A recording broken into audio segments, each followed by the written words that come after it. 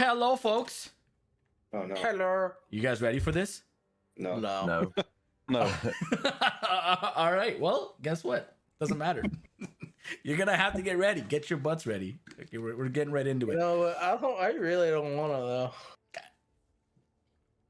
Hey, listen, you're the best case scenario right now. You're like the least in danger. Yeah. You're Don't out of the way. worry about it. Outside the guy in prison, you're completely safe. You know, you have a point, but I don't care.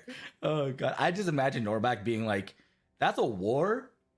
That's freedom. I'm just gonna go make new friends. They don't constantly get me killed or try to get me killed." It's like I have Let me go over second thoughts all of a sudden. Yeah, I don't forget. There's a whole shit ton of adventure parties. I'm just gonna join one of them. A new group. Yeah, There we go. It's like Yeah, my that's one what I mean, last looking for brain another cell fucking- gives one last logical conclusion. Exactly. Hey, Hey, I'm not gonna Biff. say no to that. Yeah, exactly. Hey, Biff, you need another city guard.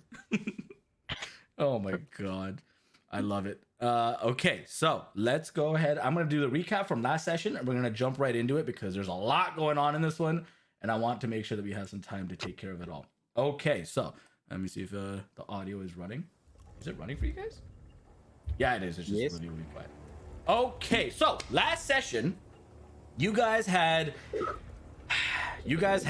the opportunity to go and investigate everything in the conductor's home, his office. Going through it, you found more information, a little bit more insight into the doings of the carnival, the purpose of him being here. You also learned that his name was Isaac Chester. You learned that the carnival was a front that the conductor was putting to be able to summon something, to be able to do something through a ritual, and it was something that he was being forced to do by a different entity that he had borrowed power from, and that he was part of a collection of 3 individuals called, and he himself is a simulacrum, whatever that means to you guys. He's a simulacrum, and that him and his other 2 duplicates would meet up, share stories of their travels and the experiences that they had, and then spread out again, and then come back and meet up all together over again and again.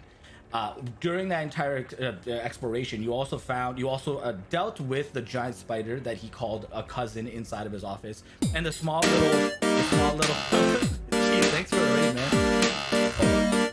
And you also found that there were small little nesting eggs underneath these little cubbies on the sides of the main like lobby area.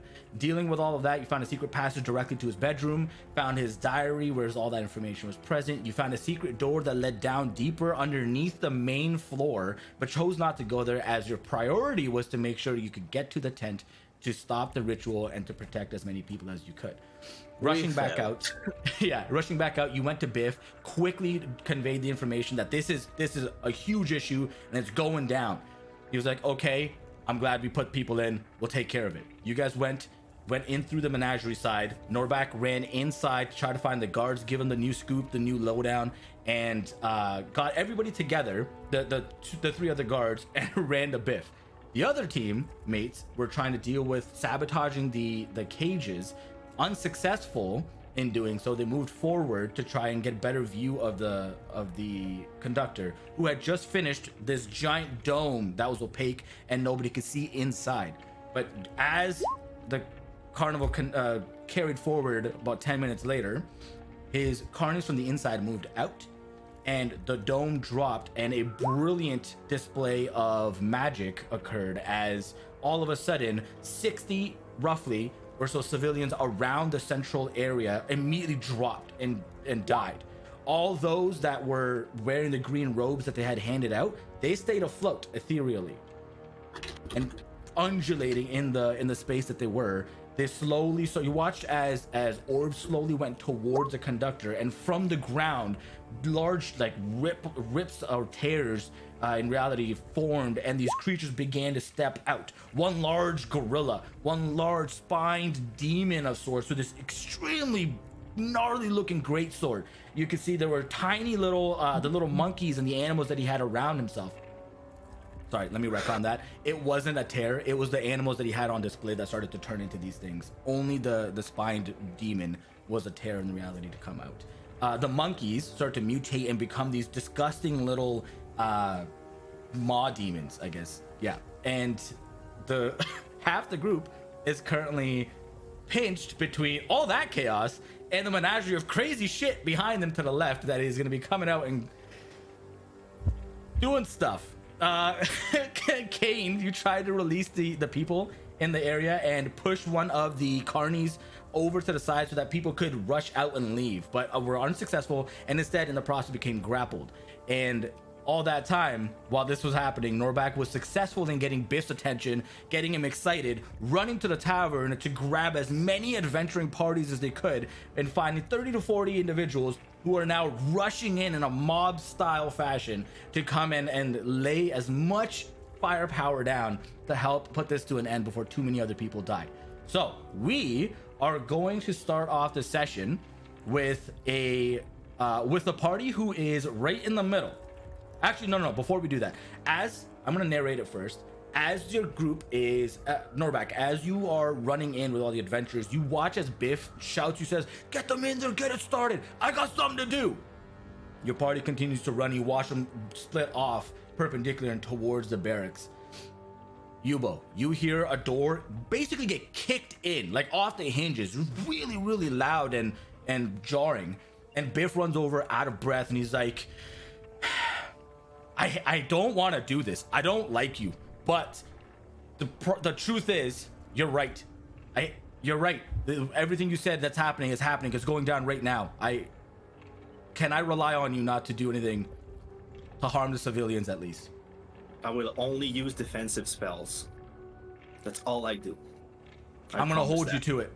If you prove yourself to me, this will hold well in your favor when the time comes. And he starts to unlock the cage, and he says, "Do what you got to do. Just get as many people out as possible, and that's it. That's all I ask."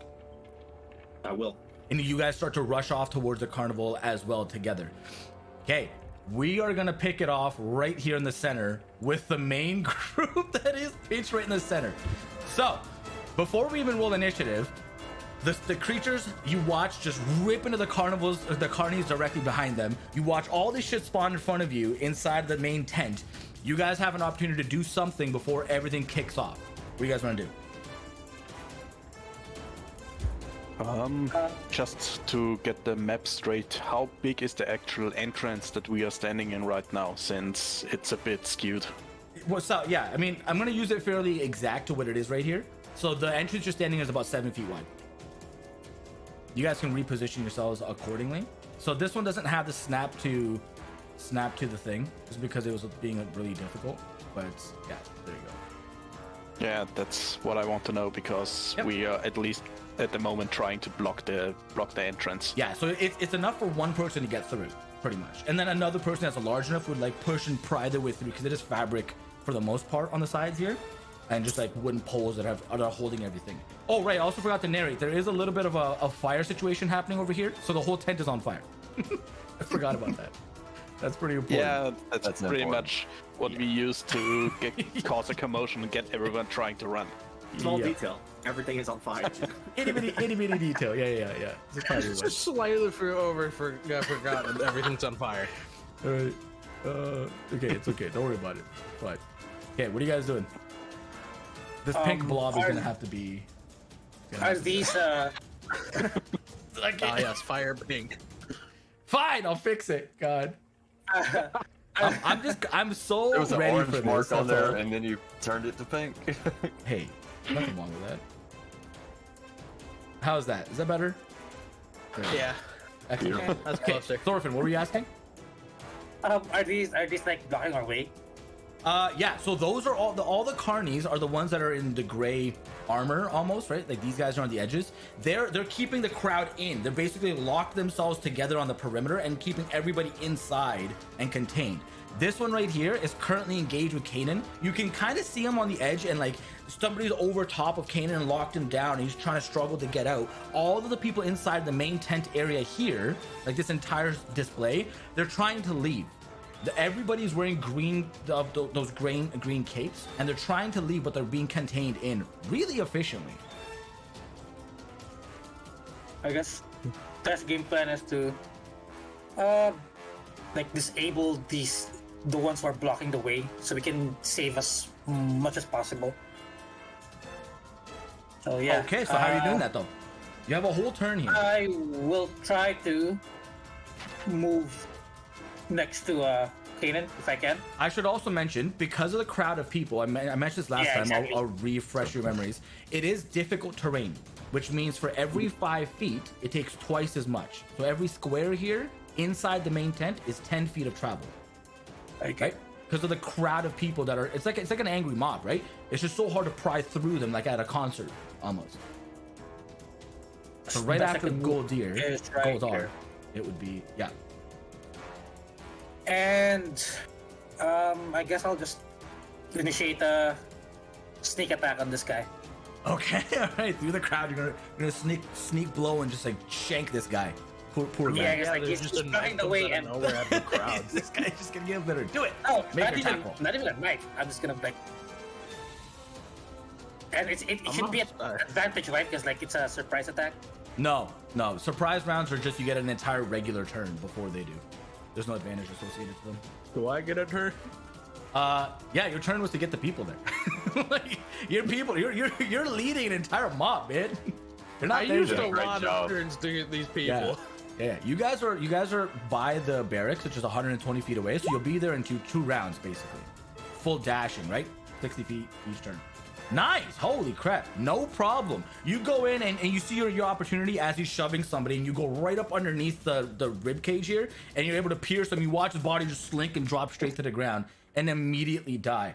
There are people that are slowly releasing out on this path here. I will draw that so that it is easier to see. But people have started to be able to exit out this side. You can see there are barrels and things on the other end of it, but it doesn't seem to be impeding too much. All right, Thorfinn, that's your turn. Goldar, are you taking anything here? Yep. Just to increase our chances, I'm using one of the infusions I prepared to get my bless off, and I'm including myself, Myra, and Thorfinn. Okay, so all of them get And- blessed? Yes, all of them get blessed, and it's concentration for me. So then your campfire drops. Yes, I mean, it's already burning. I don't really need it up there anymore. Touche. Yep. Okay, cool. So you guys have a blessed. And- 1d4 to ability checks, I believe, right? No, it's 1d4 to saving throws and to attack rolls. Okay, that's important enough. All right, cool. That's your turn. And, well, Oh, never mind. as a bonus action, I'm just shielding more of the innocent. I mean, it has no effect on us anymore. Yep. I So guess are at you least, turning your unless back I roll against? 11. Are you turning your back to the crowd and protecting the? Yeah, I'm standing at the entrance and pretty much shielding in the entrance and towards the enemies. Okay. Alrighty. And that's how much temporary hit points they get, right, from your cannon? Yes, I mean, it has no effect on us, just on those that haven't been shielded already. Yep. Thorfinn, what's up? Do we have the cannon here, or He's carrying it. I'm carrying it, yeah. So It's- I would actually need the token to keep health and so on. How far is if the you want, range on the cannon? it's 10 feet. Okay. Goldar, can you please go ahead and put a radius on yourself for the 10 feet so that we can just keep track of it? At least for I me, can't for control my mentally wise. character right now. Oh, what? Oh, wrong. I had the wrong Oh, button okay. Yeah, I was activated. gonna say you should be able to. Okay, Kanan, you are still grappled. You had your last turn at there. I'm gonna say Norbak, you're now one turn closer here. This is where I want everybody to roll. Or go ahead and roll initiative because we're about to I go. got a question before we get into that though. Yeah, what's up? What can I see around me, like at the exit? Feet. Right here. Like, can I see outside of the building? No. Or can I? No. No, because Okay. all the drapings have been dropped down and they're blocking off people on the inside of the drapings. There is no tears in the fabric. There's nothing. You do see that Thorfinn was able to create a little bit of commotion on the side that he's at, and that some people have begun to pick up the tent and try to walk outside and leave. The flow of exit on that space is not too much because there are people to the left and right of them, right? Your guy is kind of more busy with you, but there are people that are siphoning out slowly there in that space. Okay. Okay. All right. That being said, let's go ahead and roll initiative. I forgot to open the stats for my guys. Hold on a second. I gotta do this. You guys can go ahead and roll initiative. Do I roll initiative too? Yes, I'll you roll do. mine when I You get there. definitely do. Youbo, you're basically right behind the group. You can roll yours now if you want. Okay. I'll be essentially a know what turn this late or does. something. Yep, pretty much. But it allows me to know when you're going to be coming up inside of the whole chaos, right? Hey, it didn't work. Oh, it's because my character is in there. Third. Yeah, you can drop that in if you want. Or you want. Yeah. Well, Okay, let's go ahead and drop this in. Oh my god, this is gonna be insane. no, just roll another initiative. Oh god. She should be right There you go. Okay, everybody watching, I'm gonna pre-apologize because this is gonna be a lot. This is gonna be a lot on my brain here. So stay, you know, just chill. It's okay. We'll keep chat entertained. Yes, you guys keep them. This is either going to end really well or really bad. Take a guess okay. based on how this has been going so far, how this is gonna end. Hey, how about that? I'll make a poll. Mediocrely. It's gonna be mediocre. I like it. I like it. Okay, initiative here, +3, commit, and then Mr. Salamander, you're right there. I don't know why these guys' positions are all out of whack. Submit that. You're These the guys one who are- moved them. Huh? You're the one who moved them, so why you playing they're out of whack? I don't know why they're. That's what I'm saying. I don't know why they were where they were, but that doesn't matter. You One. only have yourself to blame. I really do only have myself to blame, you're right? And these guys are minus 1. Okay, so all the toothy maws are gonna go on their own initiative because I'm not about to roll 6 of them. What about all my friends? Oh, your guy. They'll go on your initiative. Huh? Yeah. So all 40 Oh, adventurers no. will basically go on your initiative. Think of it that way. All Oh right, no. They go like last. Trying to be optimistic? No, you should not be. You really shouldn't be. Okay. All right. There we go. There's a prediction going on if you guys want to predict our success. Oh, look at that. That's actually kind of cool to have the predictions while we're playing. That's pretty dope. Good idea. Okay, so at the top of the round here, we have Goldar. You get your opportunity to take a turn here before everything else kicks off. On top of what you just did. Right. Just to clarify, all those 4 monsters and one of those guards are currently in a 15 square phase. Of one another, yes. 1, 2, 3. Oh. Yep, you'd be able to hit all the monsters and the one guard if you were to do that. Oh. All right, then I'm gonna give it a try. I'm moving 1 square ahead, and I'm triggering my thunder wave into that field, so I would hit all of them. Oh my god. Wait a minute. What does Thunderwave do? All guards. Just a second, I'm posting it. Yeah, please, It would because hit the civilians too, right? I'm gonna save myself some time. And just There are no real civilians over there anymore. not over there. There's some right beside him to the right, which is gonna suck, but it is what it is. Oh wait, no, you choose at a location, right? You said that's how that works. Yes, 15 feet square. Okay, yeah, that's different. Then you're fine. There's no civilians over there. No, okay. Okay, Yeah, in 11 that damage, area. half damage for Constitution saving throw. All right, no problem. I got you right here. This is not gonna break my brain at all. Salamander got a 15. Basilisk got an 11. What is a DC? Oh, so the 15. so Salamander, you did 11 damage. Salamander gets rounded up, so it takes 6. Oh god, math. Okay, Math really hard. Basilisk failed. It takes 11. Okay. My math isn't mathing Flame right. Skull got a 15, so it's gonna take 6. That is this, and then Little Mermaid. Where are you, Mermaid? Mermaid got a 19, so the Mermaid takes 6. Okay. All right, and then that dude's just dead. It doesn't even matter if he saves; he's just dead. That's just a sad fact. All right, nice. This Yeah, so large push thunderous back. explosion Don't occurs in that forget the space. pushback, yeah. Anything that's not bolted down gets pushed back by 10 You know feet. what? The basilisk gets pushed back into the mermaid. They're gonna take an extra d6 of damage. Oh god, only 1.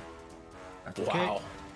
And then the salamander succeeded, flame failed, Flame will go back and into the salamander. They'll also take a d6 of damage.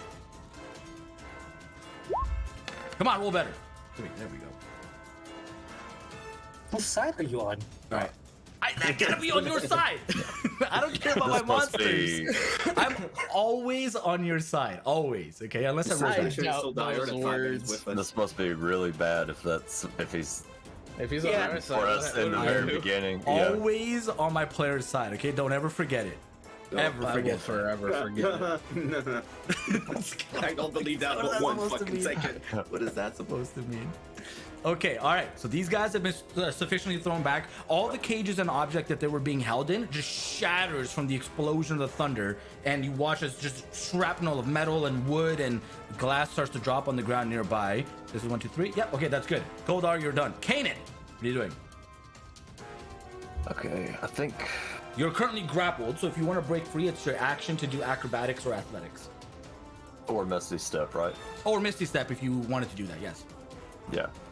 I think I'm gonna use Misty Step and move over here. It's only 10 feet. No, wait, Misty Step is how I far? thought it was 30.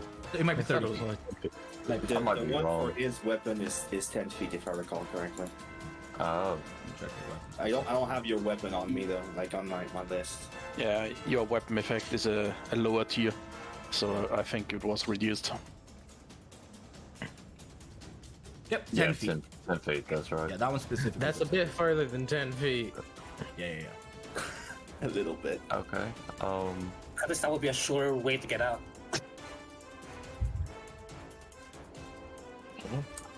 okay, Basically, that's- you can't move very far. okay, then I'll just Yeah, I'll try to so- disengage then. Uh, Is it- you'd have to do not if you want to break free of the hold. You have to do an acrobatics or athletics. Otherwise, disengage doesn't do anything because he's still like fully pinning you down, right? Okay. So either acrobatics or athletics. Yep, whichever one you prefer. Okay, Salamander is up next. Okay. Okay. Please don't hurt me. Even though I'm outside, please don't hurt me. I would never dream of it. Never dream of it. Never? That feels like a Yeah. lie. Oh wait, is that your total roll? It's 10. Yeah. Oh I rolled 13. You're still being held there, contested against them. You still have. Well, that was your action. If you have a bonus action, you can do that. So I can use the second attack. No, you didn't attack. Okay. Can I use a attack? No, your action was to try to break free. Okay. Yeah, so you can't do that unfortunately. I'm still stuck then. Yeah. Okay. I mean, you can cry, but it. You can shout for help, but that's about it. That's true. That's true. The salamander up here, immediately you watch as its aura around it begins to exude this flame space. Everything, all the small little thistles and all of that start to catch a blaze and slowly start to spread and trickle out little by little. This guy instantly catches fire and dies. He's just dead. Ooh. The flame skull doesn't affect him. He's an ally. If you're putting something on the map, we don't see it. No, I'm not. Okay. Just double checking something before I do it. Oh, it doesn't even matter to him. Okay, cool. This guy is gonna come forward. Actually, no, he's gonna try to go over here and kill these two first. Walk over here, and doesn't even matter. That's one dead. Walks forward, kills a second. That's the end of his turn. Toothy Maws are just gonna spread out and start to cause havoc to all the people nearby. Kanan, Oh, no. one's gonna come and try to hit you because you're in his vicinity, so it's really, really convenient. You're taking a hit here. Okay, I'm not gonna lie to you guys. I'm gonna use my D20 rolls here physically because it's gonna be a lot easier than clicking and figuring things out. There's a +4 to hit, so that's a 22 to hit. You're gonna take 11 points of piercing damage as you watch as this one jump actually has advantage. And we'll just see if it's a crit. It is not. Jumps up and tries and bites you on the shoulder. You watch this little like monkey riding around massive balls just like hang off of you and falls off. But Kanan, 11 damage piercing. That is the end of that one's turn. You watch as the other ones run over and kill a bunch more of the civilians. That's 1, 2, 3, 4, 5, And as before, the green cloaks that were there are just undulating in the space that the civilians die in.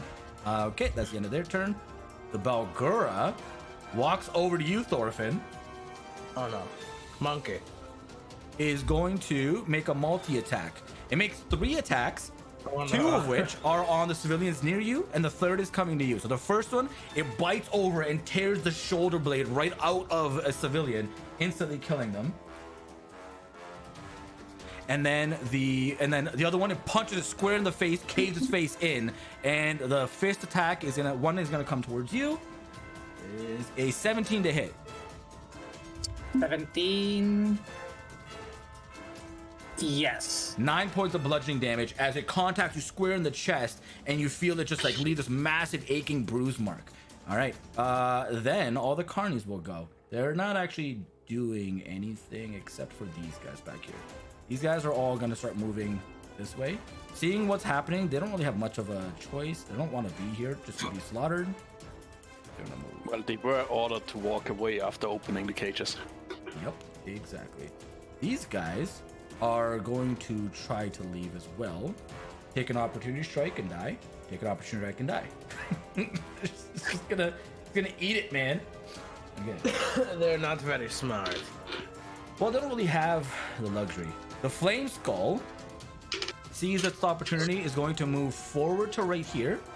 And I need Thorfinn, Goldar, and Mira, and Kanan. I need all of you to give me saving throws, please. Dexterity saving Which throws. one? Jesus. Does he have a line of sight of me? Yeah. And the reason is you watch as a beam of light begins to create from its eye, forces out to where actually the Balgura technically has to make 1 2 here. Dexterity save. It fails. Actually, so do the Toothy Moss. Fail and fail. God damn it. Those guys are all dead. All right, I also failed. Okay, so What's Kanan. with the guidance is 1d4, right? Bless is 1d4, yes.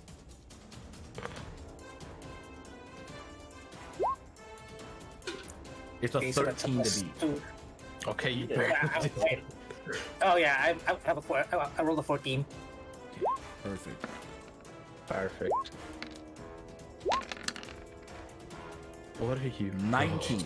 Okay, so if you failed, you're gonna take 19 points of fire damage as you watch as this beam goes out, contacts the space where the Balgura is, and a massive explosion of fire spreads out from that space, and this thing casts Fireball, which instantly kills 100 people. Yep. This Maw is dead. That Maw is whoa So like half of the crowd is dead. dead. Yeah, and it kills a lot of these guys.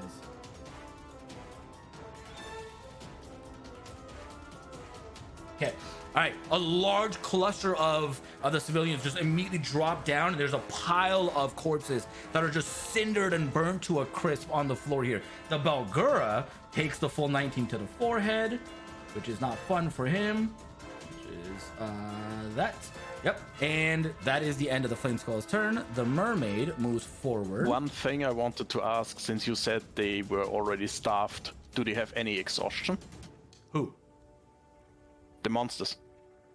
Since you said they were staffed for who knows how long. There was staff.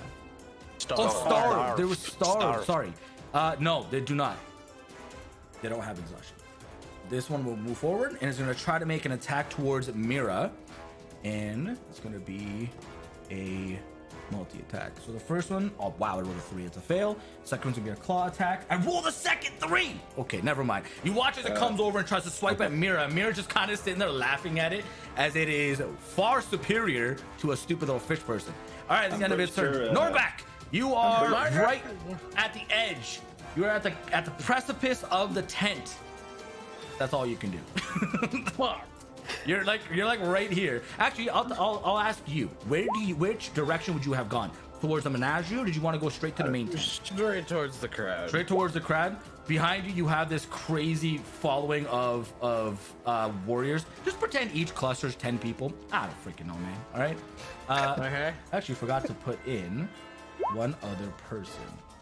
I will do that right now.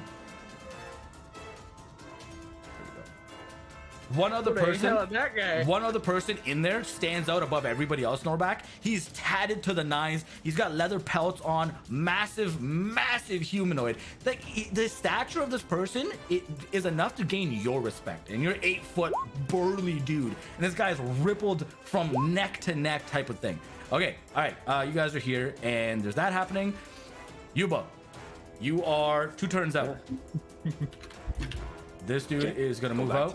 Folding my arm then. Kill, and move down. Okay, Basilisk. I need Goldar. I need you to give me a what is it, Constitution saving throw? Yep. And I need Mira to give me a Constitution saving throw, please. Nice, good roll. Actually, I have to technically make one for everybody else. That's an 11 plus 2, just saved, and then 11 plus 2. All right, so that's good for the 2. Okay, so yeah, you're good. By the time I Mira, get in there, everyone's gonna be dead. Goldar, you watch as this little dog creature starts to Mira slowly. still have to roll for bless. Oh, Yeah. add a D4 to it. Yeah. But you Okay. watch as this thing begins to slowly move forward, and the flesh is just undulating on its body.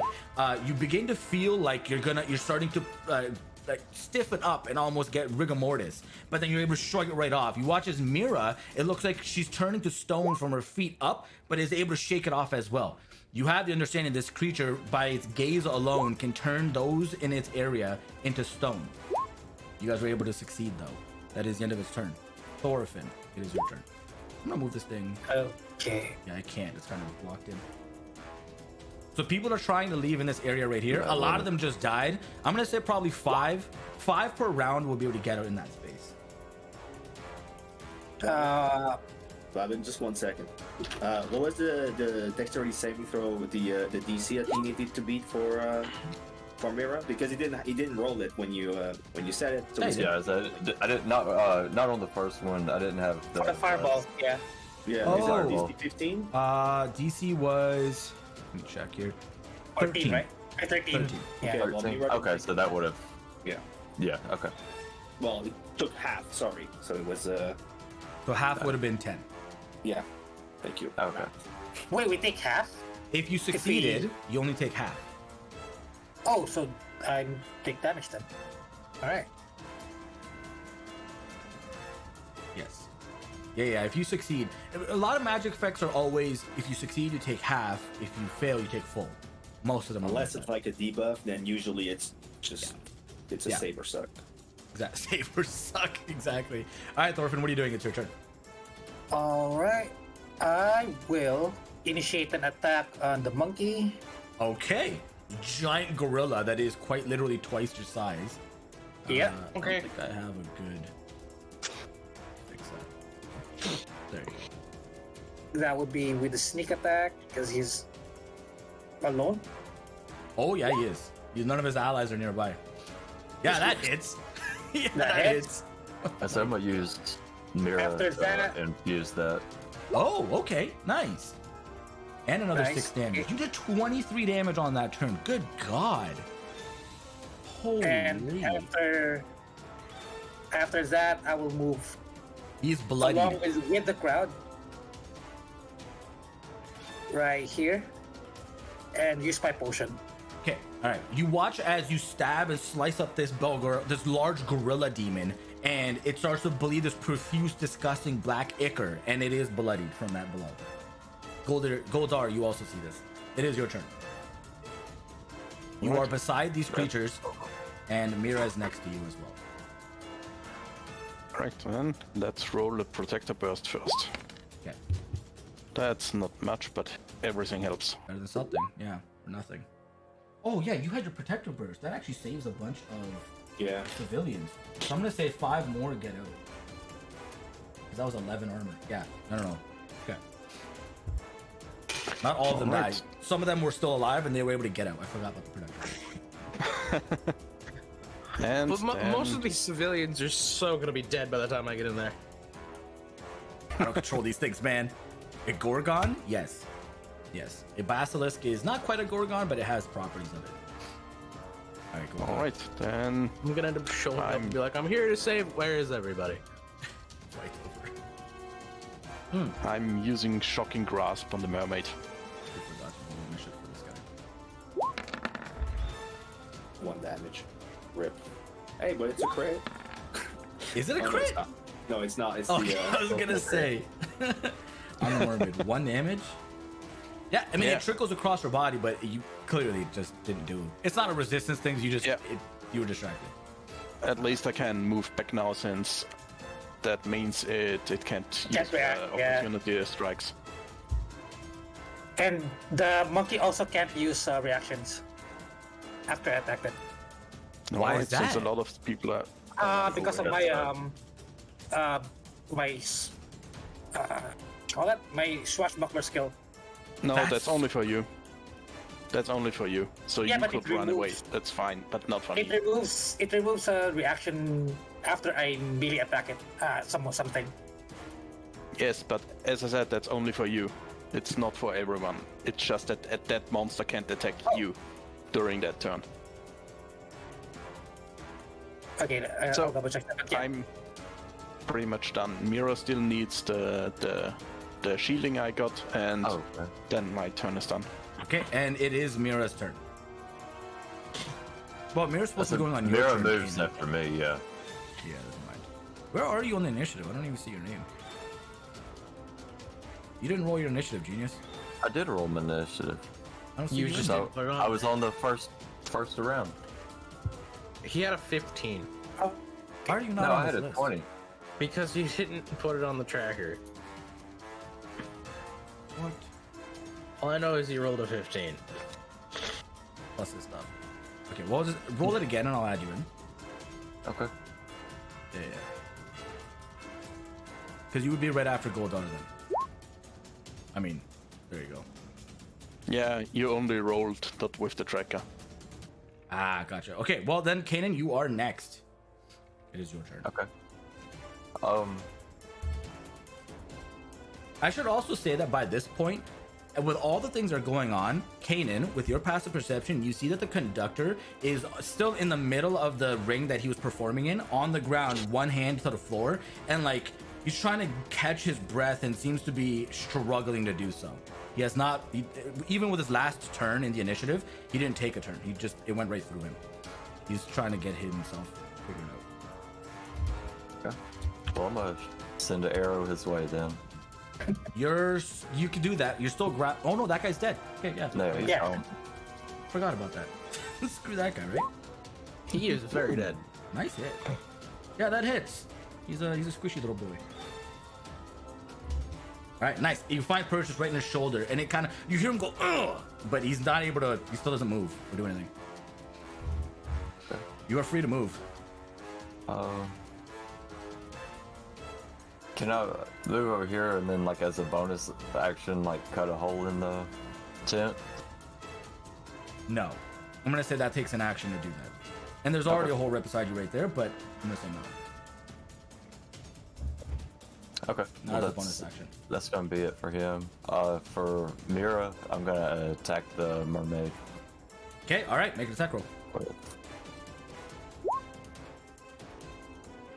She tries to go bite at her, just like the mermaid creature missed. Mira's just too confident and it just swipes too wide. Doesn't know how to fight this slithery little snake. All right, it is the salamander's turn, and it's going to go. Is Mira not moving? Mira's turn. Sorry, I lied. She can No, I'm gonna leave her there. Maybe she'll slow them down before they get to y'all. Yeah, but you should at least move towards the entrance because they can. Well, whatever. Go Okay. have a reaction though. She, you watch as the salamander moves up slowly, and does it? It has a spear. Yeah, you watch as it reaches over top the skull and tries to stab at Mira twice. No, once. Is its tail reach too? Oh, and its tail swipe. Sweet. One comes over with a spear, and the other one with its tail comes underneath. Try to swipe at it twice. Okay, so the first one is a +7, so that's a 20 to hit, and the other one is a 21 to hit. So Mira is going to take 11 points of piercing damage from the spear. Is going to take an additional 3 points of fire, so that's 14. And then the tail is going to do another 11 fire or bludgeoning damage. So that is 31 points of... No, that's live. That's way too much. 21 points of damage. Math. That is the end of its turn. Math hard. Toothy Maws. It's at this point that you guys see... Youbo, did you ever narrate to the group that one figure with the purple portal a long time ago? You remember? I don't remember that at all, to be honest. Okay, well...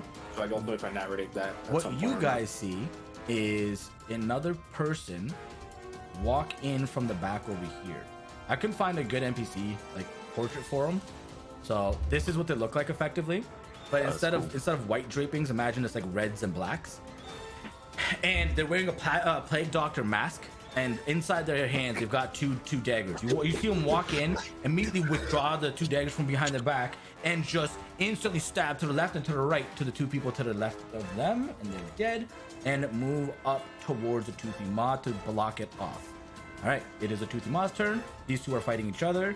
This one goes over here, kills this one, and then kills a civilian. Oh, that's only 1 attack for him. Okay, this one's gonna kill a civilian.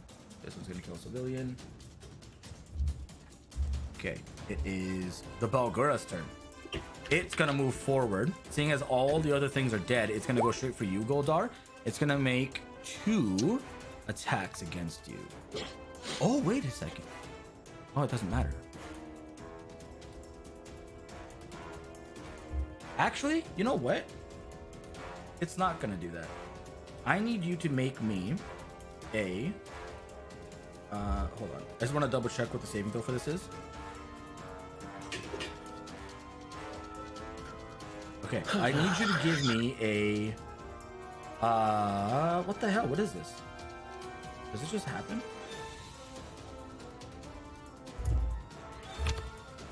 I need you to give me an intelligence saving throw, please. Intelligence. Yeah. It's the first time you guys have done an intelligence saving throw.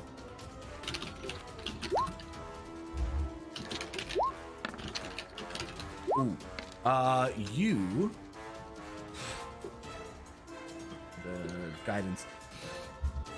Didn't you use your guidance Yeah, already? I'm using the same macro because it's the same role as a blasting. All right, you begin to see all around you that the environment, you are basically shunted out of the tent and land down. And as you open your eyes, you are in hell. You see volcanoes in the distance erupting, the ground in front of you scorched, and veins of lava that run to the left and right, trees that are forever ascender and blazing. And in the very far distant like space area, you can see very large winged creatures that are screeching and slowly flying about.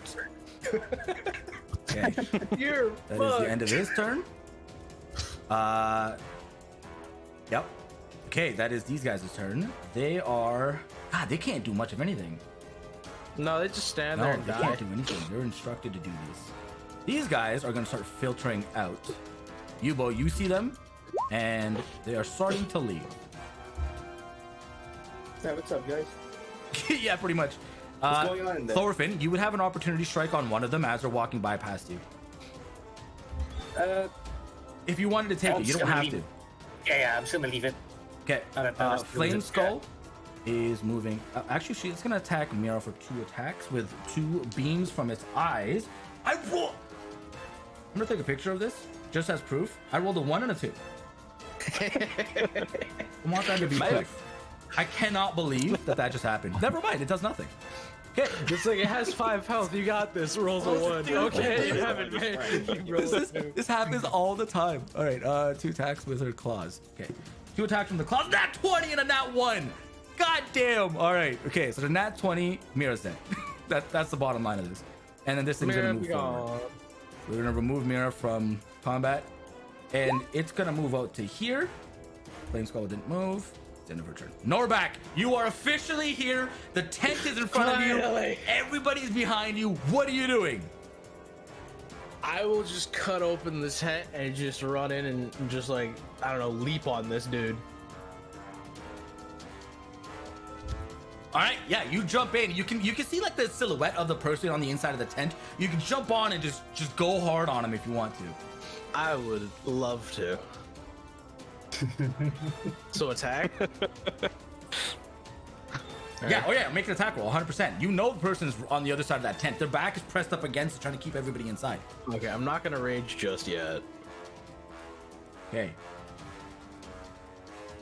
You know what? I'm gonna give you 24. advantage on this attack because like he doesn't know where you're coming from. Doesn't still hear you, hit doesn't see you. Well, I rolled a 19 and a 19. It's a 24 to hit. It's a 24 to hit. That guy's dead. I don't want to delete by accident. That guy's dead. You cut through the tent and you just see red begin to pour on the cloth, and inside just a body slumped to the floor.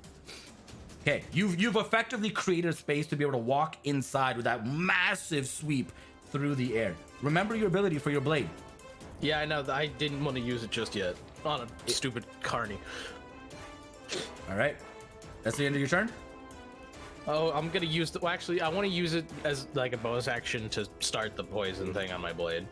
Okay, Right. cool. Poison. You bonus action start to create the veins of green starting to run through your blade. You behind you, you can hear the crazy amounts of people, and a bunch of them start running to the left here, and start engaging with all of these carnies to the left. A bunch of them come up and start to tear the cloth in its space. A bunch go to the right side, start to tear the cloth in its space. And the giant one comes up behind you and puts his arm around you and moves you to the side as he can make space come in. Okay, and big man. he literally pushes you to the side, walks in, you watch him kind of like crack a few knuckles and like reel back a huge hit, and then as he goes to hit, he grabs the toothy maw and like drives his fist through it and through the other end, and just the thing drops off of his hand and to the floor.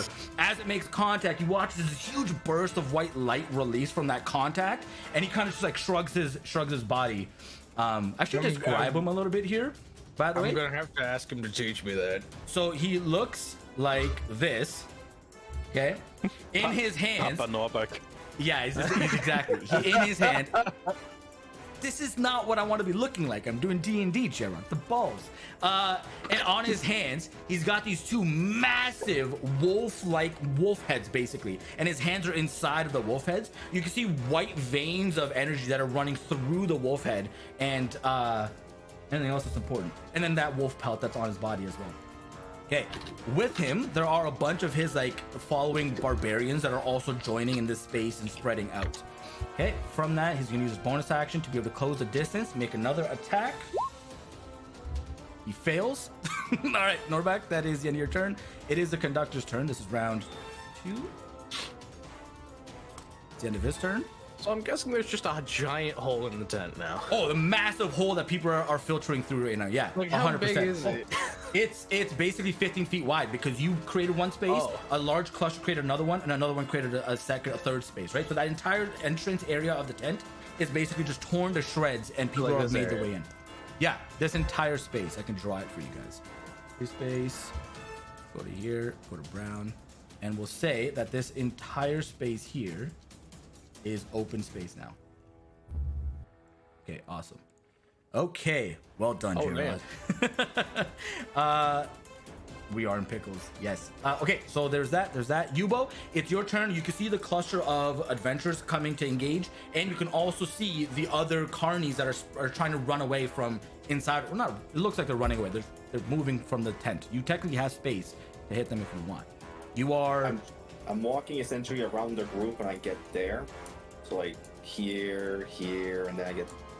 Sorry, here, and then I get there. Yep. And while I'm doing that, I'm just saying they are mind control. Don't kill them, and I just try to kind of book it. Okay, you shout that out to the group behind, and you're not sure if they acknowledge it. But Thorfinn, you definitely hear this. Yeah, I was like, oh, look, Youbo's out. That was a Yeah. problem. Oh shit, it's him. Like, when did he get here? Nice to see Yeah, you. I'll probably just stay there because I have nothing in range. I'll just. That's it. That's the end of my turn at this point. All right. Okay. It's gonna be his turn. He's moving forward here. Killing 1, killing 2, and then he sees Big Boy. He's gonna move right here. He's bigger than me. Okay. Oh, he's not taller than you. He's more muscular by a very large margin. Oh, but No, he's he's so not tall. beautiful. I must ask him how Yeah. make me stronger. He's so beautiful. 20 feet. 20. And does it have a ranged attack? Nope. That's the end of its turn. Thorfinn, it's your turn. All right. I Oh, what's the floor of the inside the carnival? Like, is it It's sand like and what- dirt. It's a combination of the two. Yeah. It's just brown. Especially the very middle is all sand. That's a performing It's all area. sand. And then this area is all like a mixture of dirt, soil, and sand. Okay, I will move myself back here. Okay. You walk right relatively, beside Gold I here, would who's engaged with a Yeah. giant bear. I mean, Gorilla. yeah, I would like what would I roll for if I try to like throw sand in the monkey's eyes in hopes of blinding him. to blinding him? Yeah. I'll give it a dexterity check. It's like you're reaching down and you're throwing a bunch of sand in his eyes. Sure, I'll give you a dexterity throw. I'll contest it with his dexterity saving throw to see, Alright. because that seems like it's a fair way to go about this. What is it? Skill check. 5. Okay. Oh wait, dexterity throw. I say dexterity saving throw, or is it a No, you're making a dexterity Ability attack check. like you would with a dagger.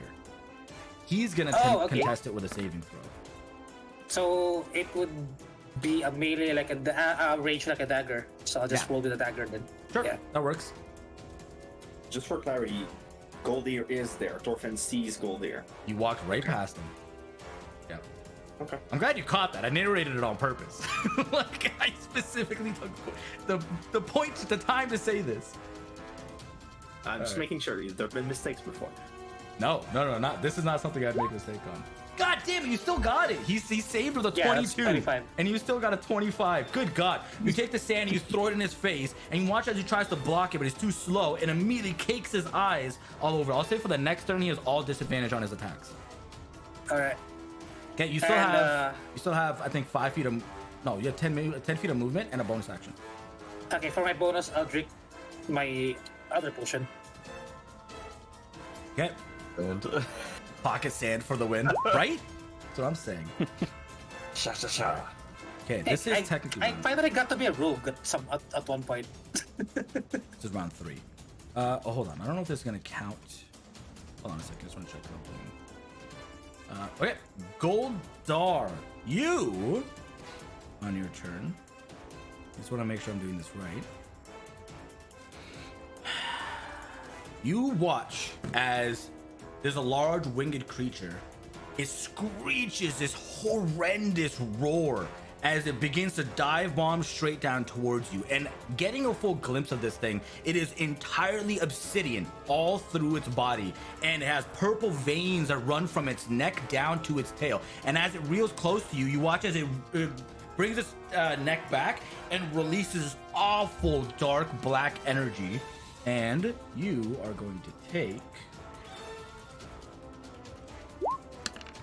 You're going to take 1 point of psychic damage. Thorfinn, you watch as Goldar, it grabs his head and is writhing in pain and is not happy. It is your turn. You can make another... I believe you can make Another intelligence throw to get Yep. out of it. It's an investigation check, actually. Oh, that's Okay. even better. Yeah. Oh. This man's too good at investigating things. You build your character accordingly. Wait, before it rolls at 1. The rogue. Never travel without it. Yeah, exactly. Nice. As that burst of energy from this creature's mouth is hits you, your brain racks for a moment, and then you come to rational thought of, wait a minute, that should have hurt a lot more, and you blink and you're released out of this mental hold on you, and you're back in the tent with a giant gorilla who's rubbing its eyes right now, Thorfinn beside your side, and the mermaid to your left. That was your action. You still have a bonus action and movement. Lucky me, I'm back. You are back. It's like I didn't even notice like what was going on. I was like, huh. Yeah, pretty much. It's Another like, magic burst Yeah. for me and Thorfinn. Mm-hmm. 6. I don't really have an action anymore. Remember, inside the tent in your space is all difficult terrain right now, right? Especially Yeah. by the edges. So it's twice the movement. is Kanan So- in that too? Kanan, you are inside of it. You're right there. It's all difficult terrain. 10 feet off the wall in all directions of the tent is difficult terrain. I'll say that I was talking about the healing bars. people are releasing out on the back end there because man. there's nobody left. So. Yeah. What's this for? For Constitution saving check, because I took damage from a bless. Oh, okay. Yeah, you succeed. Thank Yeah. you. Please remember that because I forget. All right, then I'm moving back one step, and Okay. that's about it. The mermaid is going to try to take Mermaid. a sweep. That's not going to hit. I rolled a 9. Okay, that is, and you're still engaged with the ball. Gora! Okay. Kanan, it is Yes. your turn. Oh, hold on. I never even rolled initiative for this person.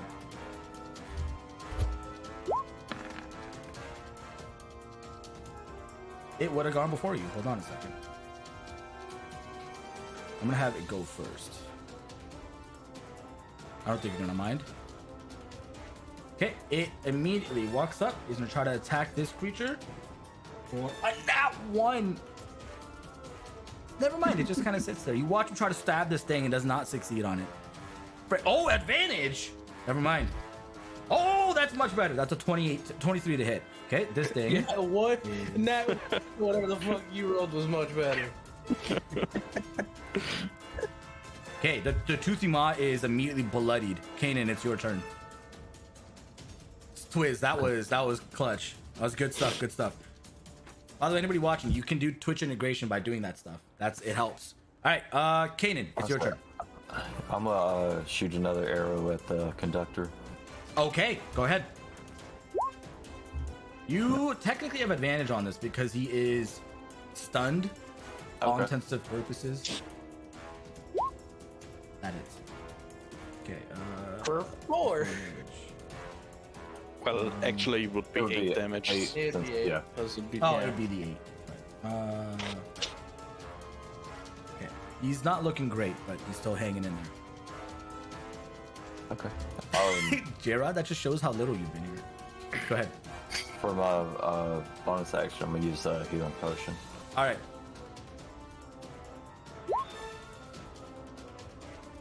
Jeez. Wow, you got a full heal on that. That's all max That's- fours. Ooh, that's pretty incredible. Nice one. That is pretty great. I don't know why that's playing. It shouldn't be. Camera over there should be working. That's fine. Okay, Kane, it's the end of your turn. It is a salamander's turn. Moves here. Can it see anything? Cannot. 5, 10, 15. How much movement does this thing even have? Well, it could attack the gorilla. Yeah, but it's not going to. And it doesn't have the reach to even do it. 5, 10, and it Can't can't it even. throw its spear or something? It can, but that's one of its main sources of attack, and it's not gonna throw that away for no reason. All right, Are you upset about it's that? the end of its turn. It's upset about what? The attack? What, not being able to attack? Yeah, you looked like you were crying over it. I'm not gonna give it much thought, to be honest with you. This one is gonna go for a civilian and kill another one. Okay, what is that? 23 have died and 15 have fled. Okay, that's important. This one is gonna make an attack towards the lady, or the person. Okay, that is a Ooh. Spoiler alert. spoiler alert. Now we can't play. I gotta shut the whole session down. I gave away too much. Alright. That is a Yeah, 19 to yes, hit and 11 unfortunate. damage. Holy shit, that's so much. It needs more damage. All right, and then this toothy maw here is going to go over, move up, and attack Big Man. And it does I not doubt hit. that'll ever work. Norvac, you watch as it jumps up and tries to pierce into his skin. He kind of just chuckles and laughs and like pushes it off like dirt would be on his shoulder. And it is Man, I unsuccessful. really won't be like him. Okay, this Be cool. one is going to make an attack towards you, Thorfinn, with disadvantage. There's going to be, wow, a 19 and a 1. So that fails. He's going to try to make another one. is a 12 and an 8. So the 8 is plus. Doesn't hit. No. That's a 15 to hit. It's a plus 7. Oh, so plus 7, 15. So Using my reaction with my defensive duelist, it doesn't hit. Nice. So I can't react. Yeah. This fist But, would yeah. make contact with you, but you're able to use your other blade to redirect the attack off to the side and entirely be fine. Just as it happens, a left hook is coming down your way too. Disadvantage. Oh, you're so lucky. I rolled a nat 20. You're so lucky. And the other one's an 18. So that's a 25 to hit. You're going to take 9 points of bludgeoning damage as you redirect this side, but the other one comes from behind you and thwops you to the side. Okay, that is the end of this turn. These guys, I'm gonna say from Norbak, your turn hasn't happened. These guys are gonna engage there. These guys are gonna spread out. Try to leave. Oh, these guys can't. Youbo, this one Those breaks guys your... are pretty much surrounded by adventurers. Yep, this one breaks your combat radius. If you wanted to make an opportunity, Nope. you can. Nope, I'm good. Okay, and this guy moves out too. Yeah, these guys the three are entirely enveloped right now. Okay, oh, and then this one is not going to move. He's going to keep him there. Flame is going to go, if he can fly. He goes over top and moves out in front to here. And is going to make two beam attacks towards Norbak, and then the other one towards the adventuring group behind it. Wait, what? Norbak, give me a dexterity saving throw, please. Okay. So I could see it, so I could probably Yep. have advantage on it. Yes, you can. Okay. You see it So, coming. You can saving prep yourself. throw, Dex, advantage. That is so Okay. bad. You're going to take 10 points of fire damage, and you watch as the other beam shoots out towards the adventuring group. It hits one of them, and they just immediately burn up into cinders and are just completely evaporated and dead. Okay, this creature is going to move forward and is going to try to attack you, Goldar, for 2 attacks with its claws. Wow, I rolled 2 17s. That's going to be a lot. Doesn't even matter. You are going to take, so it's claws. How much is it? Well, the first one's a 21 to hit. The second, they're both 21 to hit. Then I'm using my reaction to cast shield on myself. Oh shit! What does that do? How much armor? Plus 5 AC, I'm 23 now. You beautiful bastard! I hate you so much. Nice. Yeah. And that's gonna last until my next turn. Yep. For sure. Norbak, it's your turn. Go. We can do You know, stuff. Babin move said he here. was with us, but as soon as someone of us survived something, he's off. Dude, I can't do anything. I rolled 1s and 2s nonstop. Come on, man. Give me a break. I'm a Yeah, walk it was here. not critical failure neither, so you know. Okay, if I didn't blind the monkey, I would have died. Dude, if you last had turn. it, that would have been 22 damage on the first punch. You got lucky. That was good. That was good thinking, though. Norbak. I'm gonna move here and be like, I'm gonna hit the monkey. Go for it. Reckless, rage, divine, yes. All of it. Yeah, that hits. It rolled so bad. Holy crap. Oh, don't you get your Divine Fury as well? That was, Oh, that was everything included. yeah, Make it just a rolled really poison bad. Constitution saving throw. It fails it, so it takes 3. 15 points of damage. Alright, 15. It is in critical condition. Shit, if I did any more damage, I probably would have killed it and got my temporary HP back. Nice. Okay, so that is the end of your turn. The adventurer groups behind you walk forward, and they're going to. You know what? They're gonna take yours. They're gonna take your situation here, and seeing that their other group is on the large demon, they're gonna come up, and I'm gonna make 2 roll attacks. See if they hit. I rolled a 9 and an 8. What is his armor class? A 15. Yeah, there's enough of them. I'm gonna say that the Balgura, you watch as a large bear from all these adventures coming in around it. It's like a swarm of zombies. They're basically like, give me my turn. I want to attack. I want to hit. No, it's my turn. And they're basically going in, swiping an attack and trying to do everything they can. And they drop this giant bear very quickly and make their way to the back towards the flame skull. No, okay, yep, easy peasy. All right, the other one has made its way in and are starting to engage with the large demon. I rolled an 8 and a 10. Wow. Okay, that still hits. That's fine. So they're gonna deal. Where is this thing? He has been untouched. All right, they're moved in. It is now the Conductor's turn, and for the first time in this entire combat, you watch a Conductor finally stand up, breathing heavily, and is finally able to catch his breath. And you watch as he takes in what's happening around him and is going to... Oh, I'm sorry, guys. You guys clustered up. He points his finger over to where the group is, and I need everybody to give me a dexterity saving throw. That also includes this entire adventuring group. They failed. I'm That's gonna not great. fucking die The with flame skull advantage. failed. The mermaid failed. Beowulf failed. oh my god. Where did he point to? Succeeded. Like, is Kanan a part of that? Kanan is a part of that, yeah. I need Am all I of a you. part of that? No, you, but you're not because there's shit. walls between you How and them. am I so unlucky? With disadvantage, I still rolled high. This man Why rolled do you have with disadvantage on it? disadvantage. You got a 20 so. Because- I'm exhausted. No, this is a saving throw. Saving throws are on like level 3 exhaustion. You only have disadvantage then on I- skill checks. Either Okay, way, he's well, I still did a rolled- natural 20. I rolled with advantage and got a 9. God. I did a nat 20 on that one then. Holy crap. If you fail your saving throw, you're taking 28 fire damage. I'm gonna take a nap. If you succeeded, you're taking 14 points of What's fire the damage. DC? The DC is 17. Oh, What do Yeah, I no get chance. with my nat 20? Nothing. You just succeed. Just don't die. That's it.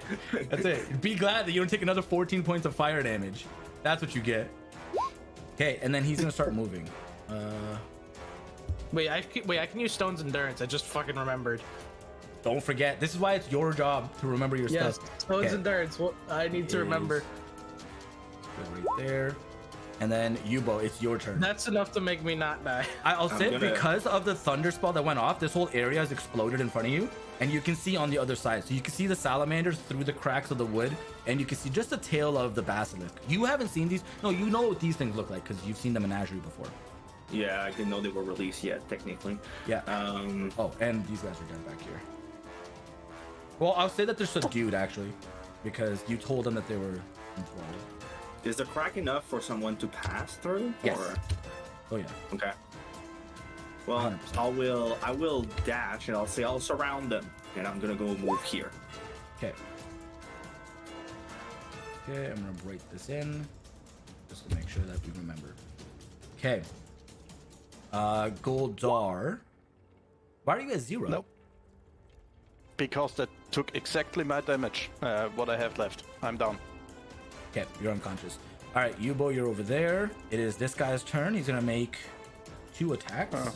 towards Just the a group. second. 19, and then a plus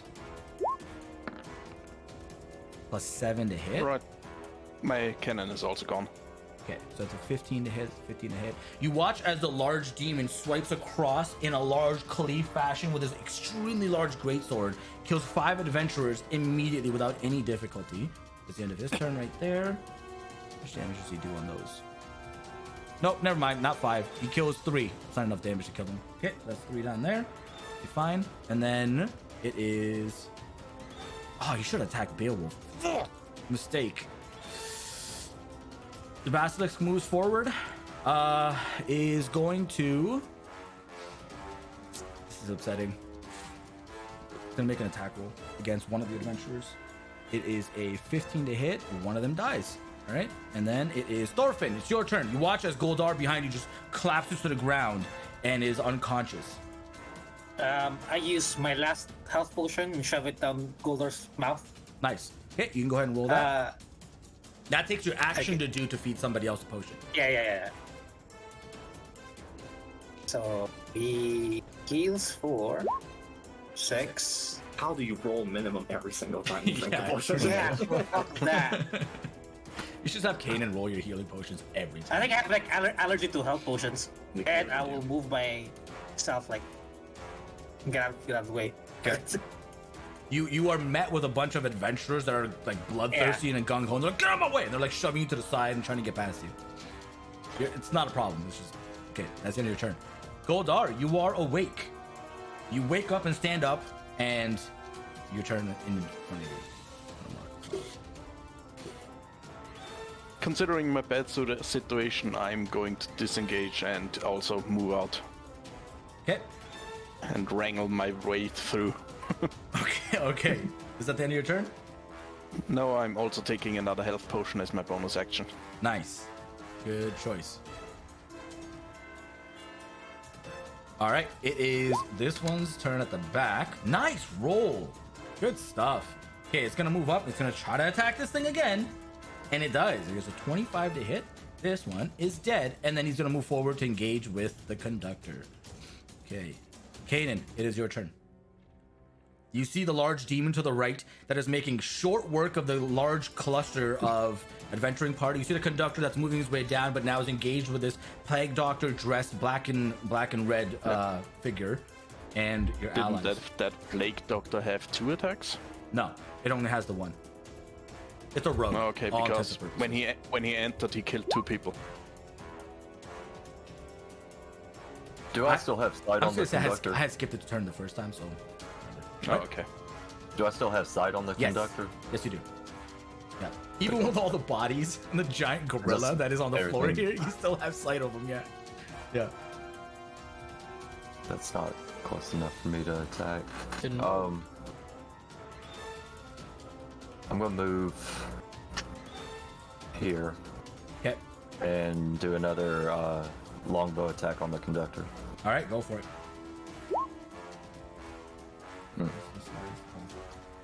That hits. Unfortunately, you rolled so low. Yeah. Okay, he is still okay. He's not looking good, but he's still okay. He's got 3 arrows inside of him. Okay. You doing anything And else? I'm gonna use my last healing potion Alrighty. Salamander. for 4. 10, Ugh. 15, 20, 25, 30. And it's gonna make its attacks against the adventurers. 14, 11. You watch 3 more adventurers die out of this group. There are 6 left in that space. Toothy Maw is gonna try to attack Beowulf. Rolled a 2. Beowulf is doing great. These guys are leaving. They're officially gone. Okay, this one is, seeing as everybody is filtering out, they're right. That's fine. What the hell would they do?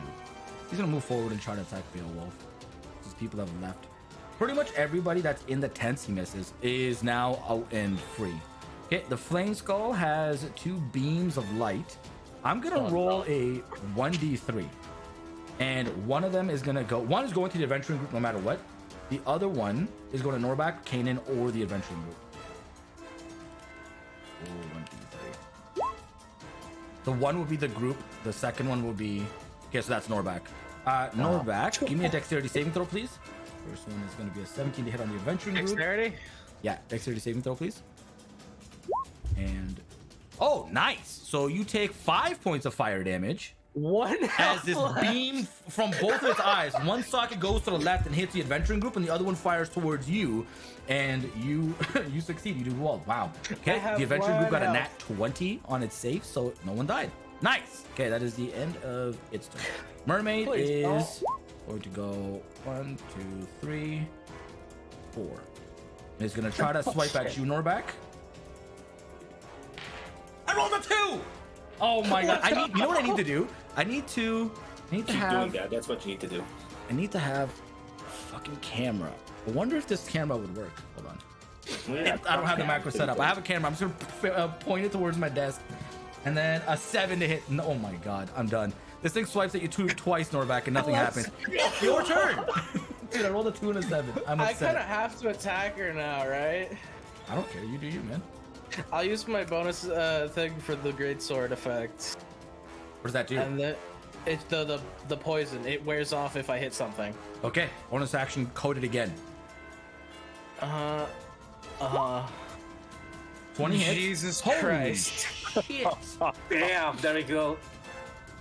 You gotta resist the poison, man. It rolled a 3, so it does not resist. That's good. So 27 damage. It's bloodied. Holy shit. I like it when Bobby has some shock in his voice. I don't know what to do about that. Like, got as a DM, 27 how do I damage? deal with that? I don't know what to do. All I right. mean, I only hit her once, Conductor. and I took half her health. And we're almost dead. It's like It's not I have ideal. 1 health, so it's not like I can do anything. How is this guy gonna do this?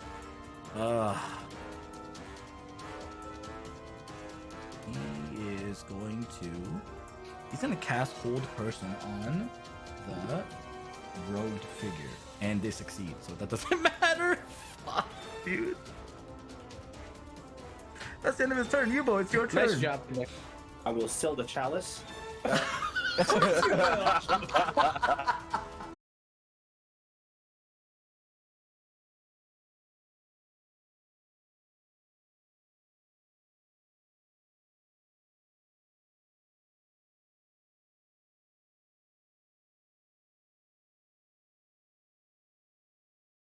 To you. Jesus. Okay, you can see the flame skull from where you are. All right, but I used my action, correct? Oh, yes, you did. Yes, you did. Okay.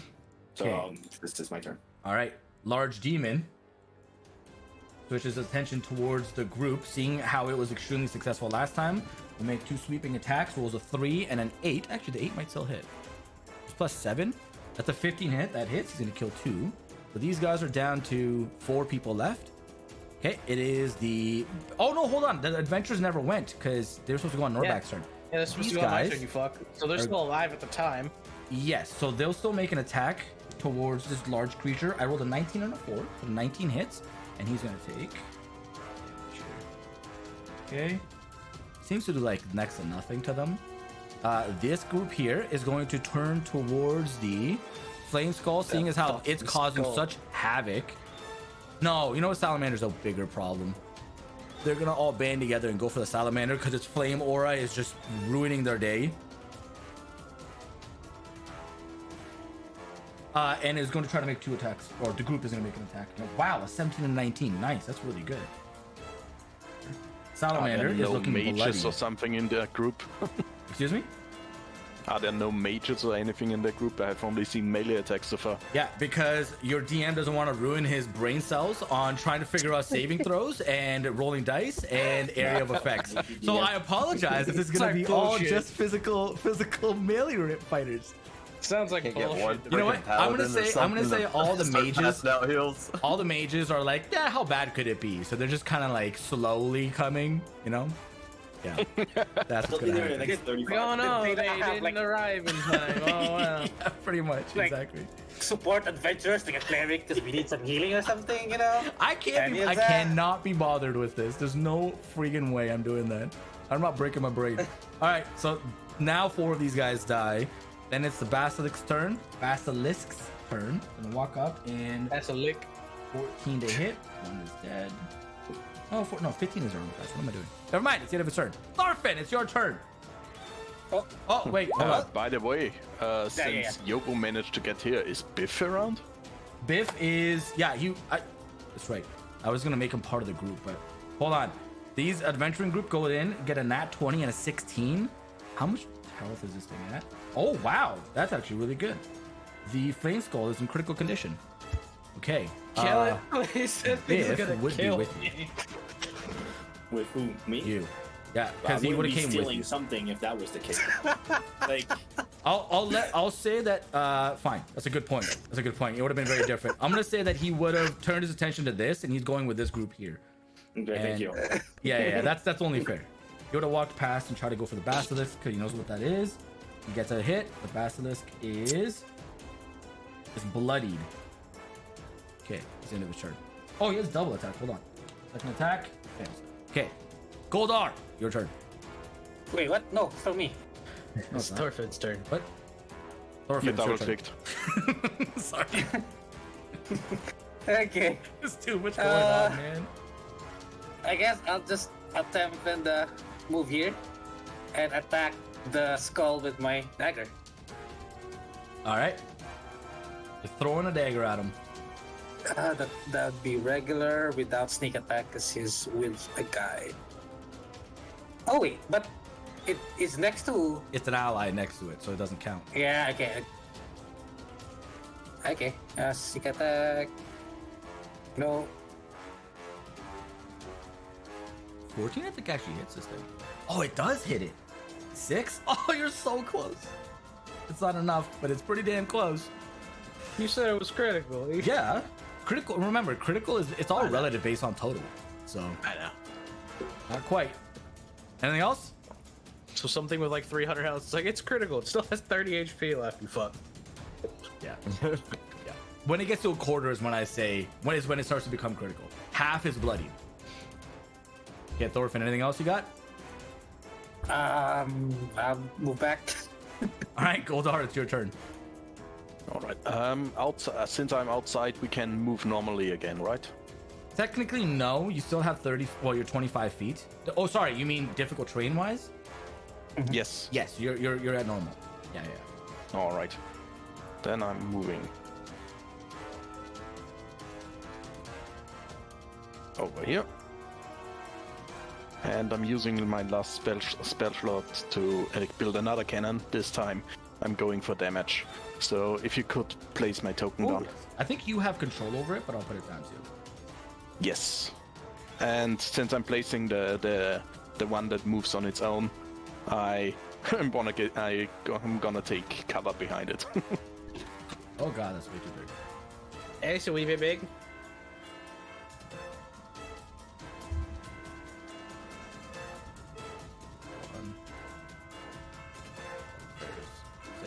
Okay, there you go.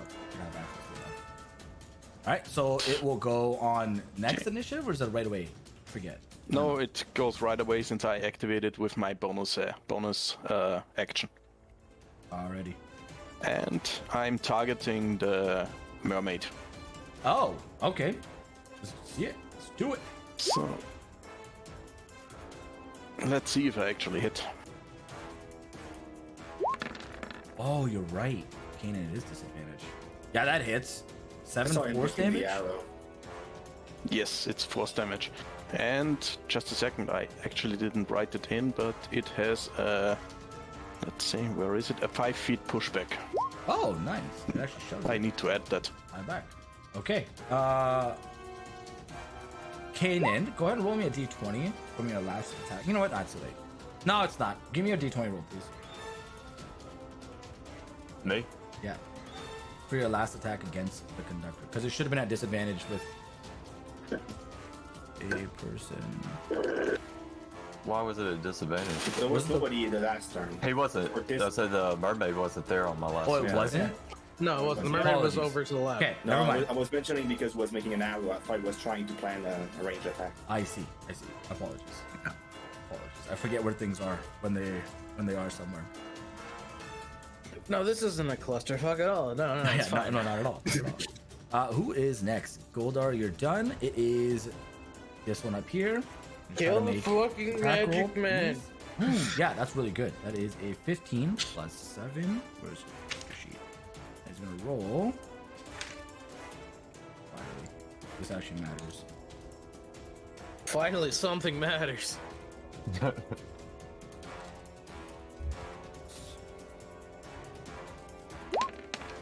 Oh! Damn. Then relax. You watch as this creature, who would have seen this? Kanan, Norback. Actually, you're the only two that would have seen this.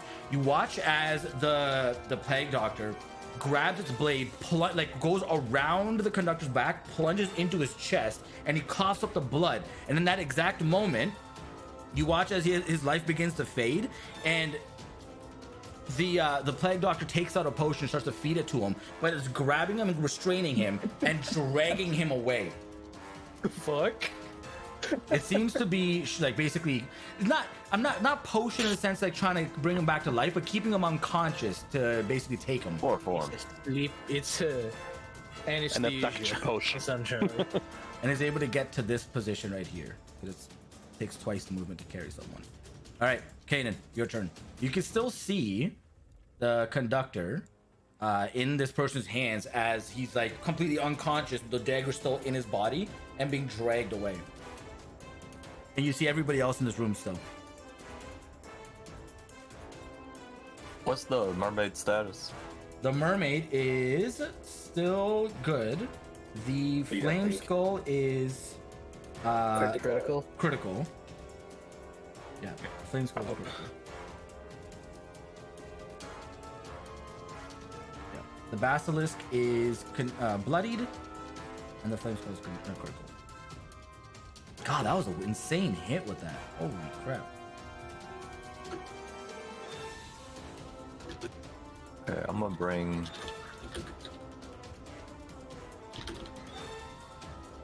Hold on.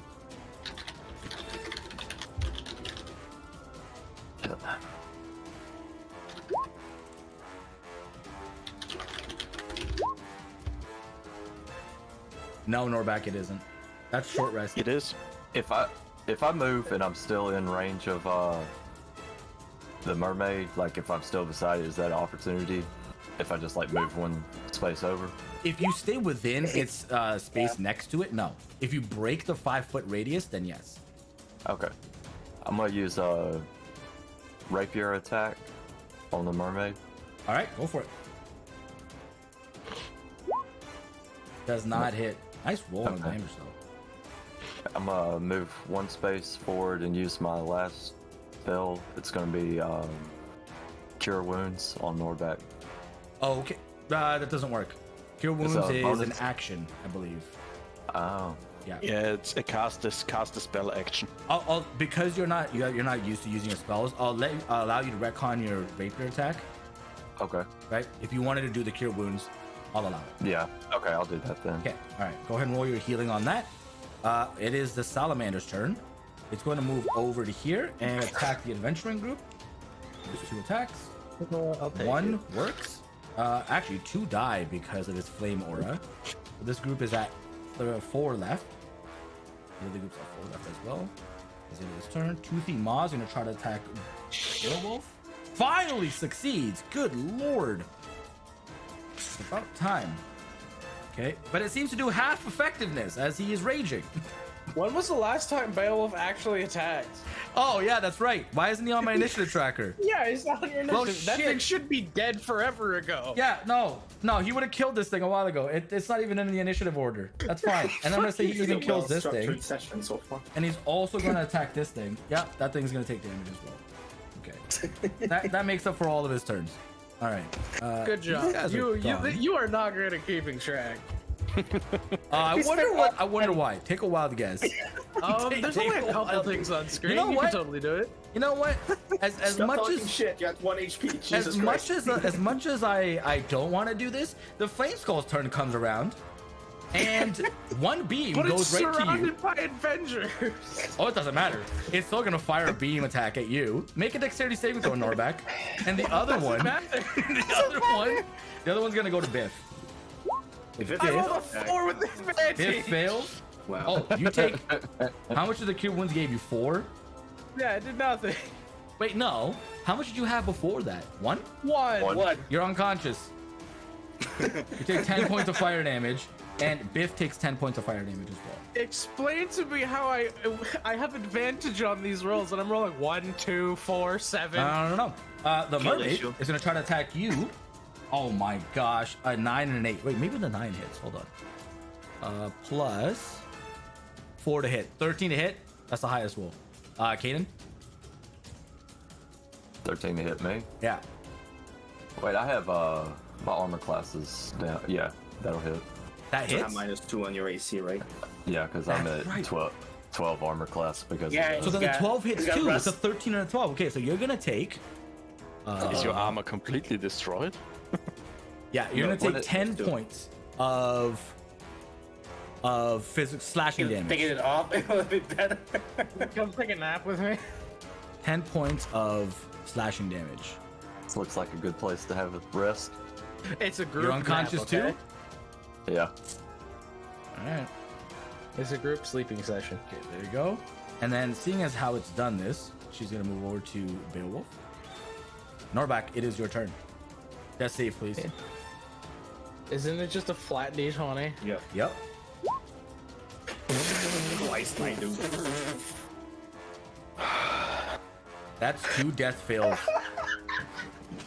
Oh, I'm fucked. And that one is 2 death fails. Oh, I know. Immediately. Vibes are I love pretty out of this. stock for some reason. Conductor is Gonzo Garbanzo. Yubo, you see Biff get caught on flames and it spread all across his body, but that's all you'd be able to see. This is a Right. fairly congested area, but there's things happening. So I'll move here and I'll shoot with my short bow to this guy. Okay, it is looking bad. Oh, nice. Crit. Nice! You shoot I it like straight that in the was followed face, and it goes right through the eye socket, through the back, and the whole Yeah. thing just explodes into shrapnel of bone and drops to the ground. See Nice. if I helped. And with my last movement, I move here. I like how my nat 1 was followed up by a fucking nat Okay. 20 by someone else.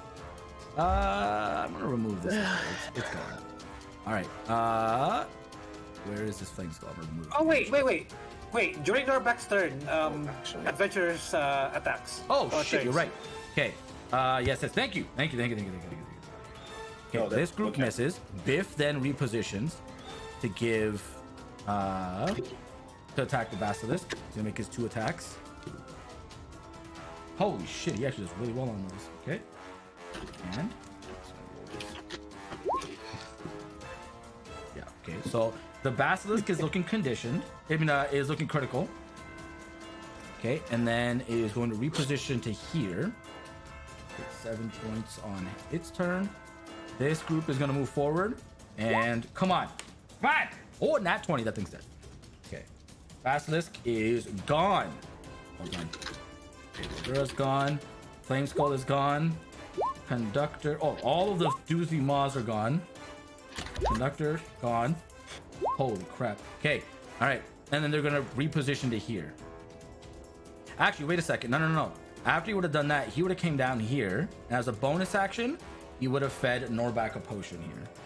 So you get /roll 2d4 +2.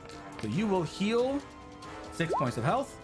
And then it will be now these guys are going to attack the giant. They hit him. Wow, come on now. Do I have normal punches? And then Beowulf. Oh, it actually retaliates when it does this. It misses. Beowulf is gonna attack the mermaid twice. Wow, that is such abysmal rolls. Holy crap. Where's this sheet? Here it is. But never mind. Wait. Pretty high. Is Beowulf like a with the adventurer's turn, or does he have his own? That's why I kept forgetting him, because he's part of the adventure. He came with them, right? That's why I kept forgetting to roll his stuff. But he's actually able to kill the mermaid here. He does 2 hits here with a lot plus. That's the end of his turn. Now the big guy's turn comes. He's gonna swipe the first one to the adventuring group. Holy shit, that's a crit 20. This group is dead. Wipes him out. Turns his attention to Beowulf, and that is a 27 to hit. And Beowulf is going to take, where is this thing specifically? 11 points of damage, half. Yep, okay. All right, that's the end of his turn. Thorfinn, it is your turn. You watch a Norback drop to the ground, and Kanan, just from the edge, you can't see, never mind. Okay, it's your turn. What are you doing? Wait, is Norback still dropped or? No, you watch Norback kind of get up. You can hear him grunting Okay. right now. I like how the first death, it's like roll death saving throw. Nat 1. Hey, nat 20s are you automatically come back with 1 health. They're True, really but valuable. still, They're it was huge. immediately nat 1. Yeah. Like, my rolls have been garbage this fucking session. It's Okay, great. I will move here, and I should have a good enough range to throw my dagger at the big guy. You do? Do you even have a dagger? Yeah. Yeah. Because it made contact with the skull the last time. made you threw contact it. with the last one. Yeah. It came back to him. And should be a sneak attack because he's alone with himself. an ally. All right. Yep. Come next on. to him. Let's see what you can do here. 14 Does 14 just hits. Oh my god. What the fuck? Oh god. Okay. That's 14 damage. Okay. He is doing all right. And I will move back. An You're action. here. Take cover. Okay. All right. Top of the round. Goldar, it's your turn. You can see inside, you see Kanan is on the floor unconscious. Norbak just stood up from Biff going over and feeding a potion to him. Beowulf is kind of just laughing at everything that's happening around him as this big guy has turned his attention towards him entirely. All right. I mean, from the position I don't really know if I saw Norbak, and he's back up anyway. And You would have, because all the way up to here is torn. You have full line of sight of pretty much okay. everybody, except for you. Good. Then, since I can see Kanan, I'm gonna use my healing word on him Nice. All right. Okay. and get him back up immediately. Well done. Ooh, good roll. And since he comes directly after me, he at least can get away or something. And Archer shouldn't really be that close. Okay. So, and as my action, I'm moving over here and I'm targeting the big one with a firebolt. Okay.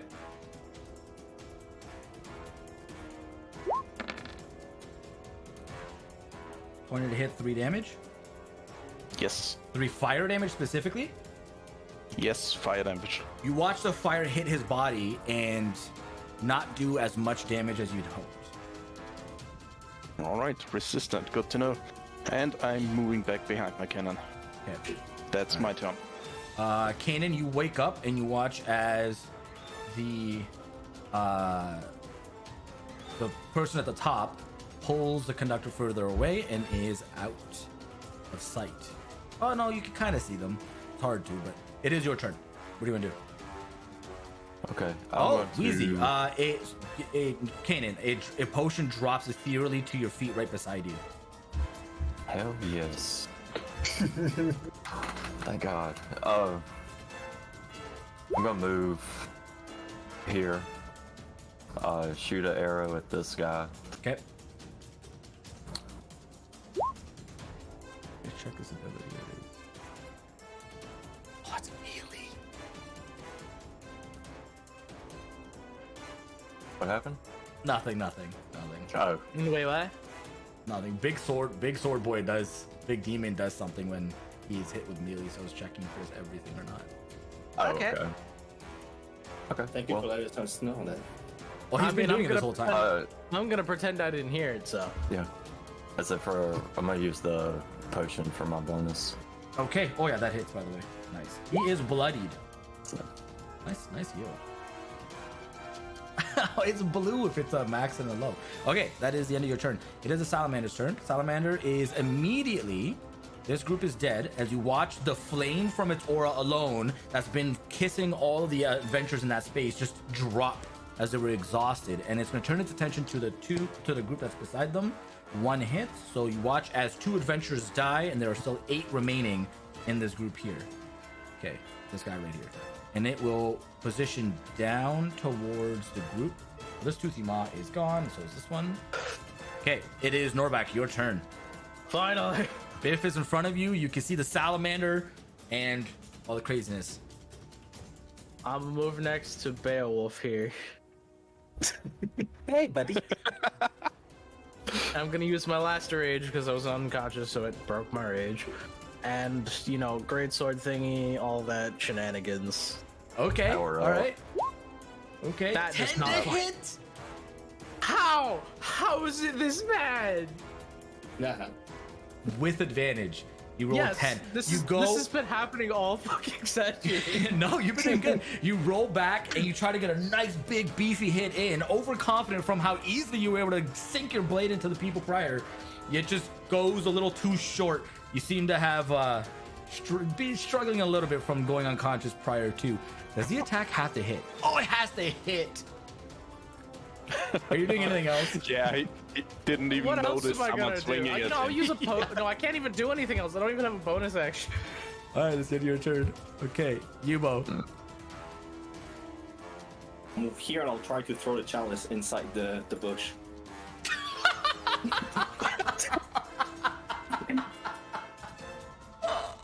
Make a dexterity attack. Oh my god. This is it. Sufficiently thrown into the bush. Yes, that was Good the job. end of my turn. That is probably one of the most useless rolls I've ever had in D&D, but that's amazing. That's lovely. I hate this. That's the end of your turn? Yes, there's We Okay. also forgot to do the that's an action, adventures. right? So Yes, that is an action. What'd you You say? forgot to do the Robert? adventures. Oh, right. Adventures, thank you. I'm gonna make the first 2 attack. Oh, wow, they rolled an 8 and a 7, so they don't do anything. And then Biff is gonna make his 2 regular attacks, the 13 and an 11, so he will hit. And Salamander is looking critical. All right, it is now Big Boy's turn. What about Beowulf? Beowulf! He's gonna make 2 attacks. I keep forgetting. He rolled and he does really, really well. Okay, our this thing biggest is. asset right now. It is looking critical as well. Big Demon is looking critical. It is going to you watch as first thing it's gonna do is it's gonna take its great sword and it's kind of like dragging you behind. It looks at you, Norback, and it says, actually, I think you might be able to understand him. You do. You understand him as it speaks in giant, and it says, "Puny barbarian, it's time to feel my wrath." And like single-handed wide swings over its head to come down over you. Oh wow, you're lucky. That is. Oh, that's not unlucky. Never mind. It is a 20 to hit. You're gonna take. You're raging, so you only take 5 points of damage. You fuck! Are you kidding me? Ah! Come on! This is twice. Survive, Norback. This is twice, bro. I'm so upset. I'm so This upset is right now. payback Fuck. for me rolling Oh my absolute garbage on all my Oh. rolls. That's so You're finally a unfortunate. tank. Okay. Like I've rolled shit on all my saving throws so far. And you watch as he did that, his face was entirely turned toward Beowulf, and his mouth was gaping wide open. And Beowulf's eyes go black as he's just staring into its eyes, and he just goes kind of slump, and he just sits there. Wait, who's slump? That was Beowulf. That is the end of their Okay. turn. Thorfinn, it is your turn. You can see that the salamander is critical condition. That's all you can see. Biff Don't worry, is leave the big guy to me. not I starting to got look good this. either. All right, I guess I will move here. I should Wait, didn't you have- miss the last attack with your dagger? Nope, I hit him. I hit the big guy. Okay. Oh, I'm too close. Well, What do you mean you're too close? What are you talking about? my reach attack. Oh, wait. Yeah. Okay, I'm good. Dagger attack Okay. for the salamander Yep. with sneak attack. Yes. Oh, damn it! you throw your dagger wait. and it goes poof, right Is into the my distance. is my bless still on? No, No. I died, so I can't keep. Oh, information. okay. It flies There you go. off and into the distance and lands God somewhere in this direction it. up here. All right. That's the end of your turn? Yep. Okay. Goldar, it is your turn. I'm repositioning my cannon. And I'm firing at the demon. Okay. Just a second. I I don't really actually... want to finish him off myself. Now I'm gonna crit. Yeah. With the fire. You did him. Oh, you're doing it with force damage. No, that's not gonna hit. That doesn't. No, it doesn't hit. Yeah, no, it goes right past them. And I'm also moving up. I'm using frostbite on him. Oh, okay. All right. Well, fire didn't work, so I'm gonna use something else.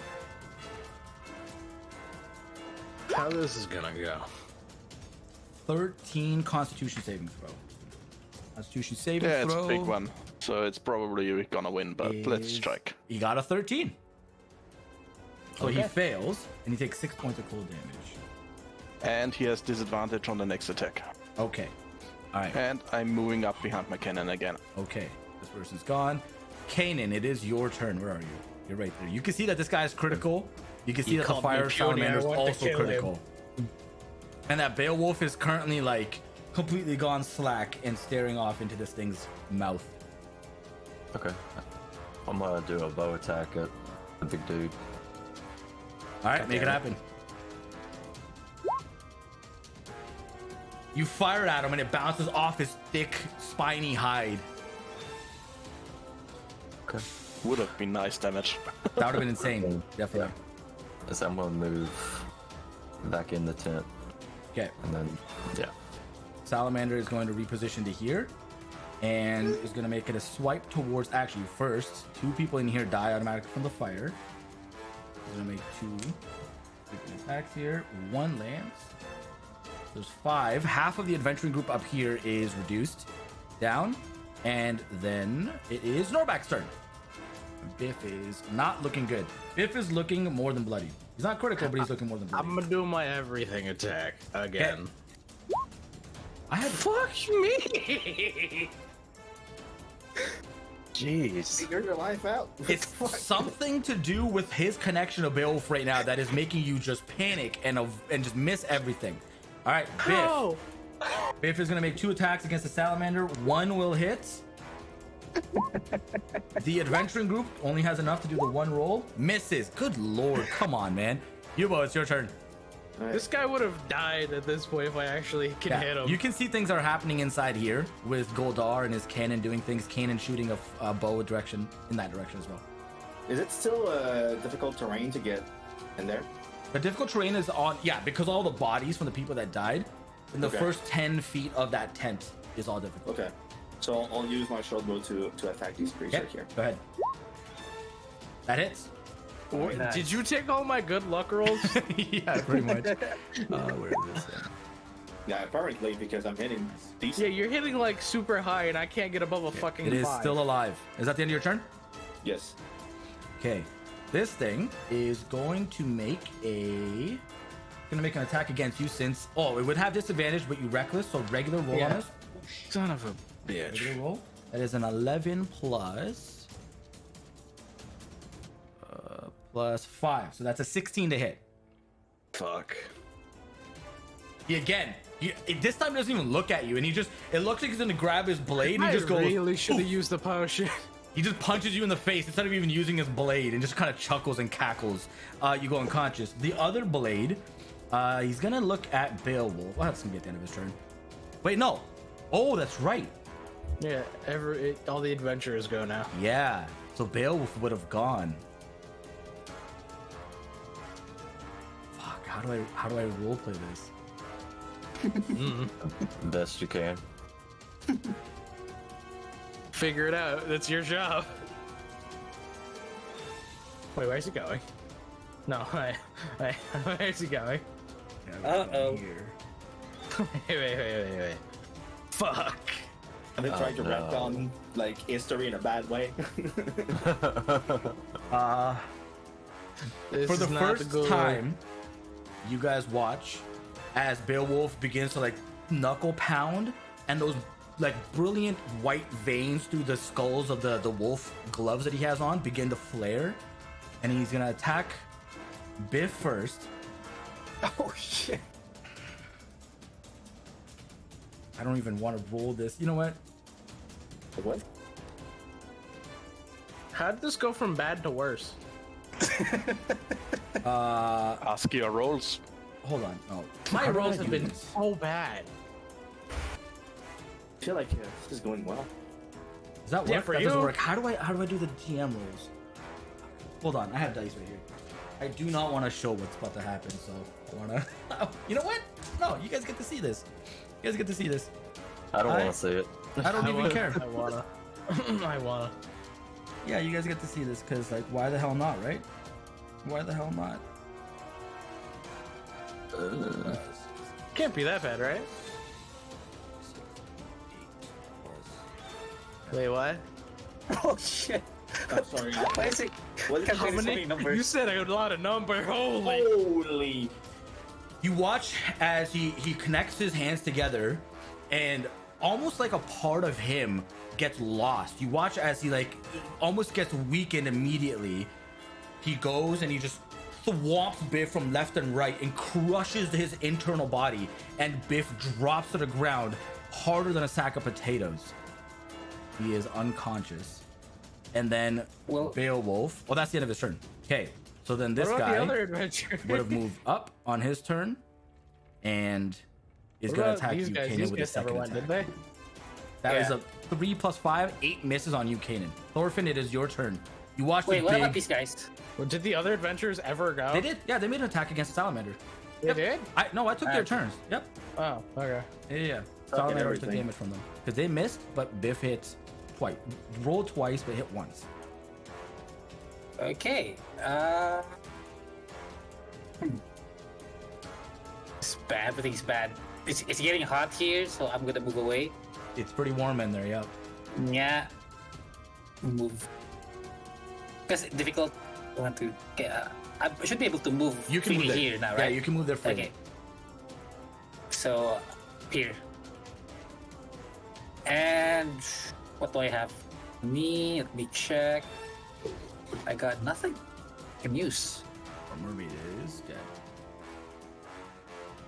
Yeah, I got nothing. That's the end of my turn for now. Okay. Thorfinn, you're done. Goldar, it is your turn. You watch Norbak go down. Kanan is looking at this giant demon upwards. Mermaidish fish sticks? Yes. Question is, do you like fish sticks? All right, it's your turn. And you watch Beowulf. All right. The massive amount of light and radiant energy that exuded off those blows is terrifying. The entire tent shuddered in that blow. And we had to use that on an ally. Yep. So first things first again, my protector cannon is going to move over here and try to attack the demon again. Okay. Come on, man. I still can't believe I rolled sorry. 5 twice. That was the wrong one, sorry. Right? Where? I have so many macros. I know the feeling. I get it.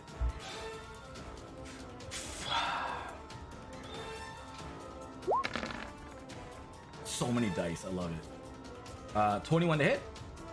And 4 21 force. to hit, 4 force damage, and a pushback of 5 if it And hits. Push of 5 up this way. It does it. Okay, nice. It actually disengages with Kanan on that blow. Well done. Yes. Thank you. Alrighty. And I'm also moving over here, and I'm using another frostbite on it. Okay. Did roll with disadvantage before when he attacked?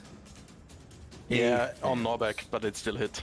Yeah, because I was using reckless, so it canceled out. It failed its save. All right, and then That's I'm moving disadvantage. forward. Okay. That's my turn. All right, this thing's gone. Kanan, it's your turn. You see Norbak go down. Big guy in front of you. Beowulf just... Like, you almost got blinded from the amount of light that just came off of those attacks against Biff. He's also unconscious. Okay.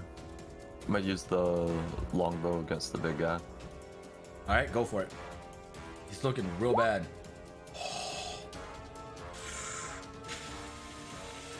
He is on the last straws of his life.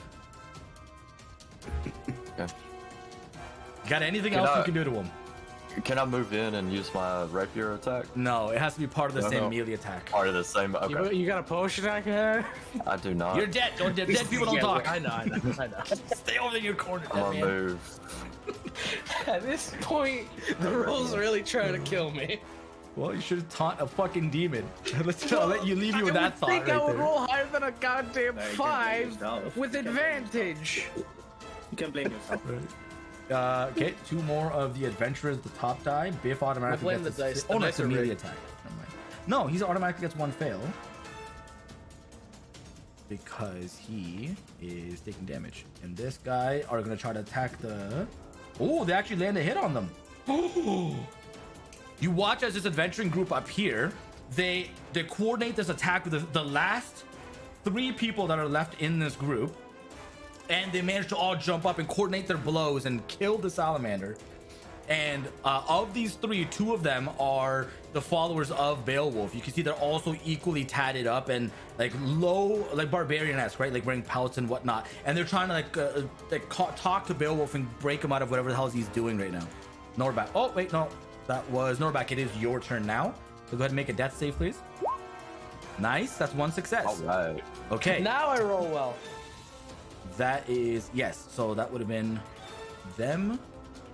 Beowulf is out of his nonsense, switches over, angry, very, very angry. He's gonna make an attack, 2 attack rolls against the big boy, and rolls 9 and an 8, which is enough. And he's gonna do everything again. You watch again as part of him starts to like break down. It's almost like his soul, a part of him is like losing itself when he blows again, cracks his knuckles, and then goes in and hits this thing twice hard. And it doesn't even matter what I roll because it's dead. Like, it will not matter. It's so overkill. He blows this thing to smithereens, and it's more an act of like, see what I'm capable of, and anger and aggression than anything else. You guys are just coming out of this. I'll rush in because technically I would be the next one anyone to turn, so I'll rush in and give a potion to Biff. Okay, well, Biff would have had to make a death save. He succeeds on the first one, so you are able to run in and give him a potion, and he does wake up and he's alive. Biff is among the living. And Norback is still off to the side. Thorfinn, it is, technically it's your turn, so what do you want to do? Norback is off to the side. We're going to stay in initiative until Norback is either alive or dead, so I'm going to leave you guys have a chance here to do stuff. It's like you have an option here. What are you doing, Thorfinn? I mean, nothing at this point. I don't have a potion. Like I said, like, call for medic! Just shouting medic all over the place. We need a medic! The ironic part is I still have like a potion or two on me. Goldar. Oh! Yeah, nobody even Is it knows. my turn now? Yeah, it is. That's the great part. No one knows, so they're not gonna think about I know. 15, more 20, pockets. 25. I can move forward and I use my last potion on him. Nice. We are officially out of combat here. We are out of combat. Yeah. You watch as Beowulf, Biff, and the guards, or not the guards, it's a combination. I'm gonna say all the guards at this point are dead, and the adventurers have met together, and they're having a conversation in the center over what just went down, and they're kind of debriefing. Go to the group and say, guys, I'm gonna report to Biff. He probably wants to take me back in, but it was nice to see you. And I'll give them the $1,000 for the armor. Okay. We're passing 1,000 forward. And I'm going to look around if I can find any survivors and do some medical checks if I stabilize guys. Okay, give me a perception check. Yeah, I'll help you with that too. Okay. I'm gonna immediately drink another potion. Okay. I will look around for anything useful. Give me a I said perception. Hit him. I want to move up and see if I can look in the tent. Yeah, you do. Until I see the conductor's dead, I don't know that it's completely over. Yeah, you move up to the top and you see that the plague doctor person has tied the conductor to a chair and is still positioned right up here by the wall. Okay. And is like in the process like slapping him and like trying to talk to him, but he's not giving anything. Okay, I'm gonna tell the group that the conductor's still alive. I should walk over and kill him then if he's still alive. Probably. Okay, let me check here. So perception 16, Thorfinn perception 11. Okay, so Goldar, you and Youbo, did you give me with Yubo's help? You guys are able to find 5 people that got trampled in the initial wave for everybody to just run out, but are still alive. They're underneath the bodies and bodies. Some of them are underneath a giant gorilla. One is underneath the giant salamander that is still somehow alive from the dead bodies on top, protecting it from the flames. You guys are able to quickly go over and extract them out and lend aid to them, and are able to save 5 more of the civilians here. In all, you guys were able to save 35 people, and at a quick cursory glance, Not including the 60 that died for the ritual to initiate, you guys also lost 19 other civilians. That's a lot of people that died. Are we still in danger with the fire? No, it wears off when it's dead. It's almost like putting out a flame, right? Like a candle. Okay. So yeah, within this courage, I go pick up my dagger, find it Easy all enough. this mess. It takes you a few minutes. I'll say with your 11 perception, that's all you're able to find is your dagger. Okay, and just check around, like, I don't know, just try to assess the situation, like, just to think about, like, what the fuck just happened. I'm gonna go back to Biff and ask him what he wants me to do next. Can I look around on the bodies for loot? Give me an investigation check. You walk over to Biff, and Biff is still trying to like get control over himself from having gone down. And he looks at you and he says, "For the time being, hang around here. I saw the assistance you provided, and Where? for the moment, I'm fairly confident you're not going to run out on me. So stick around, see if there's anything else that needs to be done, and when it's time for Assault to go back, we'll have a conversation." All right, I'll go tend to the wounded. Okay. He reaches into his pouch and he hands you a very, I'm gonna say he gives you 6 healing potions. He says, "Use these. This should lend some aid." All right. I'm guessing the wounded would be outside at this point. There's probably like somebody trying to kind of make like a triage or some shit. Yeah, we'll say some of the adventurers that are left alive and the guard that are left alive are ushering the ones that are wounded up nicely and placing them outside, off to the side. We'll just use the same player models as these guys to say that these are the cluster of people that are alive. We'll say like Can I do a medicine check? See if I can help some people without using potions? Yeah, sure. Go ahead and give me a medicine check. Yeah, that's pretty much the same I'm doing right now. At least I'm still on the almost dead ones. Yeah, so yours will carry forward, right? Because it just makes sense. Yeah, Youbo, you're very, very quickly able to go and start tearing pieces of the tent off and start patching up wounds and people with concussions, diagnosing, telling them to take it easy and what to do, and basically you're taking you're dictating to other people how to manage the people that are extremely wounded and take them to the infirmary and whatnot, and anybody else that needs any help. Okay. While that's happening, Kanan, you come in and you're starting to you gave me a 5. You start to look around on the corpses that are laying around. You're doing like civilians or the creatures that came? Or everyone? Just whatever I can find, anything useful. Okay. You start to look around and you feel a really meaty hand reach out and place onto your shoulder. And you look up and you see the giant, bald, burly, tattooed man who's just standing there towering over you. Kind of like picks you up gently and he's like, "This is not an appropriate time to be taking the belongings of those that just died, don't you think?" So if some of them have potions, I think it's a great opportunity. Potions are, that's what you want, that's not a problem. And he like reaches in, he's like, "Take mine." He hands you one. Like, you just need to ask, friend. I appreciate it. Not a problem. So you did a great job on the battlefield, except for one little moment, but I'm sure you had no control over that. Hey, even if I did, I still deem it great. It is still a feat of strength and wonder. Wouldn't you agree? Yeah.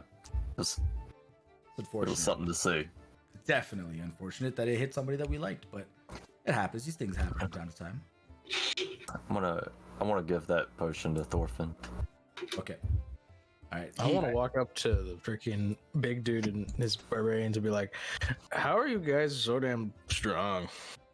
Yeah, you coming up, and he's just finished talking to Kanan, and some of his allies are trying to get his attention, and they're calling him Beowulf. You can hear him call him Beowulf. For the first time, you'd actually get to know what his name is. And he kind of ignores them for the time being and hears your voice, and he looks at him and says, "Well, I don't know. This kind of just happened one day, and we killed giant wolves that took their heads, and this happened." And he's like, "This is just part of what we've collected over the time that we've traveled around the Midgard." Oh, because I was wondering if there was any way You could help me be stronger because I am weak. I wouldn't say you're weak. Look at all the things that just happened to you, and yet you're still here. The ones that are weak are the ones that perish. We're not dead. We're great. I mean, I was really close to dying. Close is not death, though. It doesn't matter if you're close to death. If you're not dead, you still have time to do great things. And he like reaches out with like a warrior's handshake type of thing, and he reaches out and says, "Hopefully, we get some more time to spend time to get to know each other a little bit better. It seems like you're capable of yourself, and I'm always looking to see if we can build some relationships with people that are like-minded." That always sounds good. All right. He says, "Well, I don't know what you're doing, but right now we're gonna try to see if any of these lovely adventurers are not completely dead." That would probably be best. All right. He basically goes back to the group and they start to look around to see if anybody's still alive from the adventuring parties. So if there's a moment between healing the people, I want to take Goldar a little bit like apart from the group to talk to him. Yeah, sure. What's up? So first off, I mean, I kind of mumbled to him, but like I threw the chalice in the bush there. Like I kind of point at it, so he knows. Because if I'm going back to jail, I want you guys to have an opportunity to have it. Who knows what can come of it? Like if you dispel it, maybe who knows. Also, the action I took, I decided to no longer use magics for the purpose of not hurting people anymore. At least for now, until I find a better channel for my magic. So this is why I didn't really cast any spell in this fight. You can inform the rest of the group because I don't know if I'll see them again. So did that mean you broke your contract through or something? What's happening to your soul? This is still unclear. I still have a goal to go and get my contract back, but as of right now, I don't want to do my patron's bidding. I would rather find another patron if it came to that, or another means to get power that is less risky for the people around me, because my soul ain't worth the one of everybody else. So that's right. As long as you don't fall us in your back being controlled by your patron or anything, I'm fine with your choices. And I'm gonna grab the chalice once everything is settled down. Good. Let's go heal these people back. Yes. We still have a lot of work. Okay.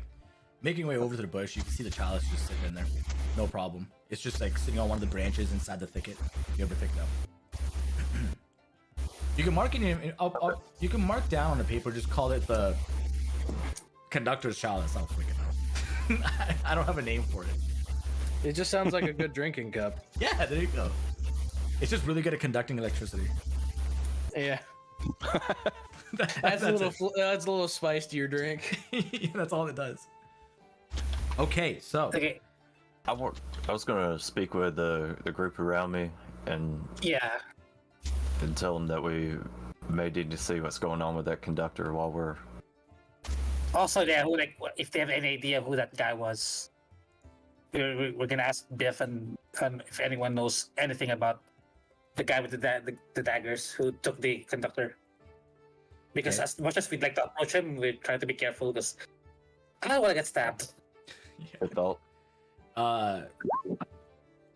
Biff is a little confused. He says, I mean, from everybody that I see around me, we came with these people and the adventurers. I know you. I understand Beowulf. I don't know him, but I'm imagining I don't know who that person is. That's gotta be the Grandmaster's person, right? Like the person he planned to send. It has to be. So yeah, just describe what we saw, who we saw, and should ask Biff if he could approach the guy, or should we approach the guy? Because when you start describing him, when you start describing this person, he's like, actually, it's funny you mentioned that. I think this is the vigilante that's been going around at nighttime and defending the people. I've heard a lot of accounts of a plague doctor faced like mask wearing person that's been stopping crime at night and defending those that are unable to defend themselves. We haven't been able to catch them ever, but we've heard about them and know of them. I'd proceed with caution. You never know what they're capable of doing. Seems very chaotic. Oh, thank you. Yeah, I guess we'll try and approach him if we can. Yeah, let's see if we can get Beowulf to go in there with us. He's ready. He looks like he didn't even take much of anything. Like he just seems fine. He's completely ready to keep going.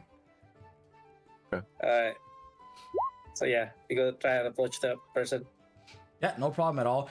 Two of your members are outside that are helping the wounded and everybody. You guys are basically just you, Norback, and Beowulf. Beowulf is kind of like lazily making his way behind you, intrigued about everything that's going around him. It seems like he's never been part of a carnival or an event like this, so he doesn't know about, the happenings here. So he's taking in the space around him. As you guys are making your way to the back of the main tent area, you can see that the far left of you, the wall there, is starting to slowly spread with some fire that you imagine is now becoming a large inferno in behind the main space, and it's been spreading for the past minute and a half easily as it's just dried fabric. Okay, walking in, you also see in front of you again the plague doctor, the plague mask wearer is still standing in front of somebody who's completely tied up and is just like slapping the shit out of him like it's a freaking championship slap competition, slapping the living crap out of him. And it's like the sounds are ringing in this area. You can hear them like proper contact, like it's crazy. And it's just like shaking him and it's trying to speak to him in a different language that none of you, who's back here, that none of you understand. Can I walk over and just start slapping the conductor too? Yeah, you go over and like you push him over and then you go boom, like right across his face, and his face like whips over. He is conscious, but it's like you're like giving him whiplash from all these slaps, and he's just bruised to the left and right of his face. He deserves it.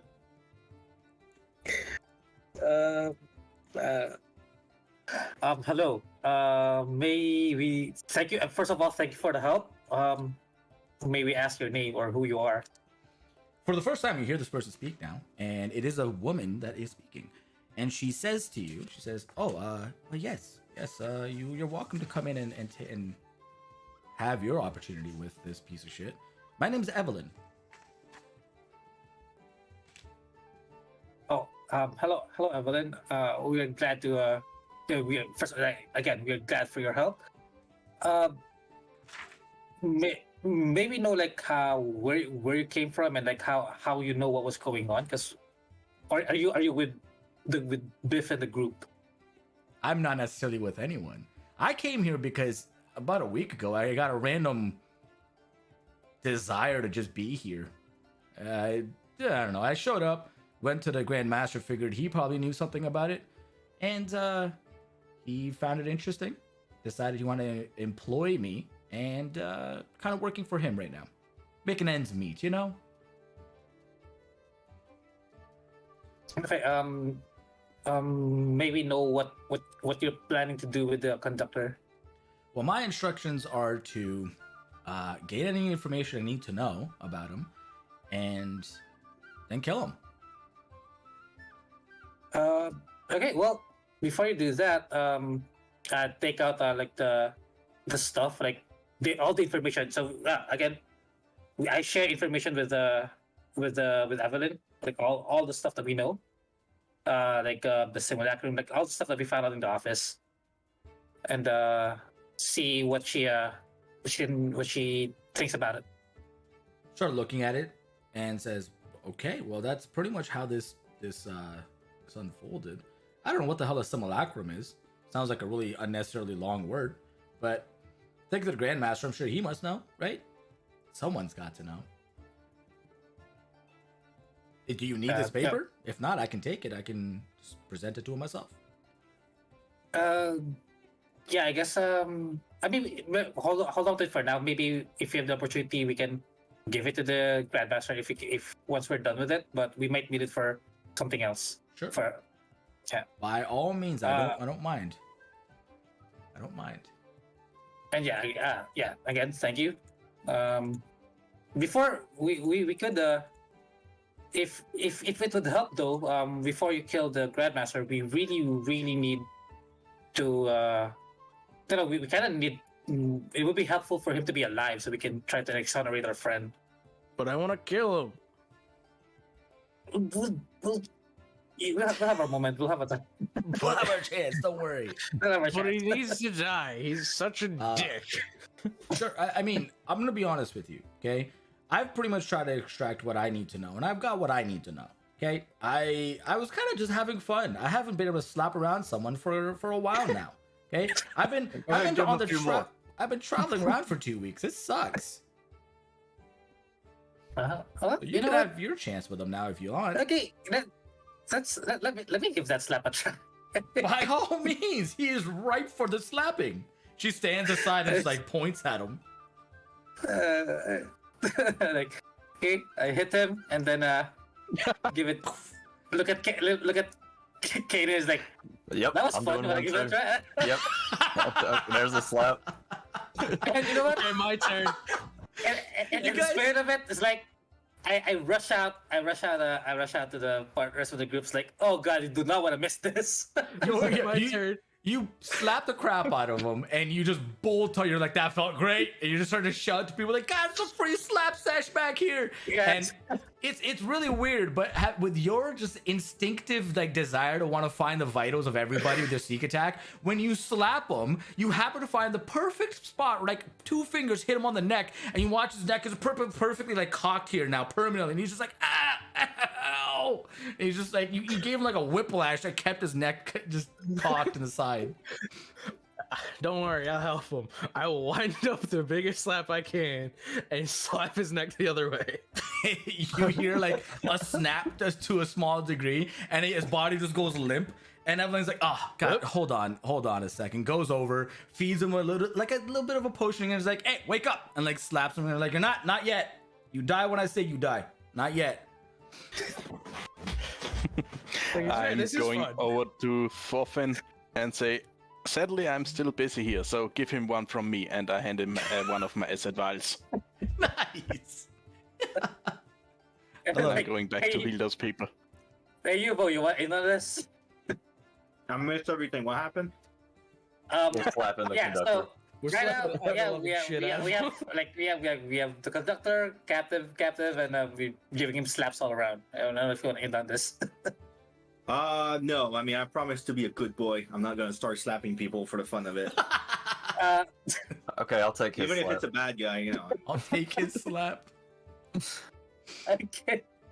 Oh Well, my word. I'll let them know, and I'll save those slaps for Goldar. Here's an Yeah, extra.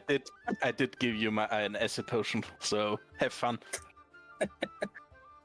Actually, I kind of want to mage hand slap him. I'll Yeah. never know it was you. So yeah, I'm back with this group now.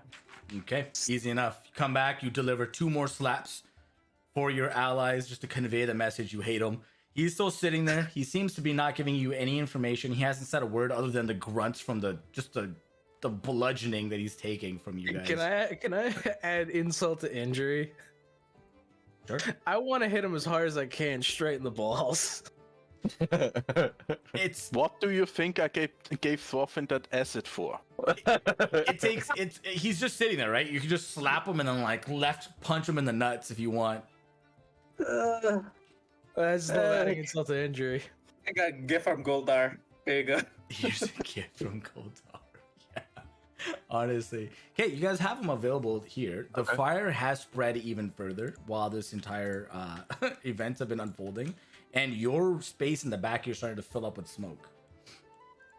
Oh shit. Yeah, we need to get out of here. That fire might be trouble. And let this whole place burn. Out of. All right. Evelyn looks I over like it. as your guys' readiness to reposition and leave as a sign to execute him, and just takes her blade. Wait. I said before you execute him, does he have anything he wants to say? He just looks up, and in his last efforts to make a coherent thought, he says, "I'm just one of 3. The others are cut. And before he even finishes his sentence, Evelyn cuts his throat. And you watch as what was once a man immediately begins to disintegrate, essence by essence, molecule by molecule, into dust particles, and drops down to the ground in this small little pile of what looks like snow, sand, dust, just an amalgamation of small little like, I don't know, whatever the hell that would be, like a petri dish of things. And he's dead. I'm just gonna kick the stuff he left behind because that motherfucker doesn't deserve to die. Yeah, you can kick it. Evelyn just looks at you guys and says, well, my business is done. Yeah, but before you go, Evelyn, may I send a message to the Grandmaster to see if we may have an audience with him? Just walk into his mansion and just ask if he's available. He'll show up if he is. If he isn't, then he won't be there. All right. Again, thank you. It's nice meeting you. And thank you for your help.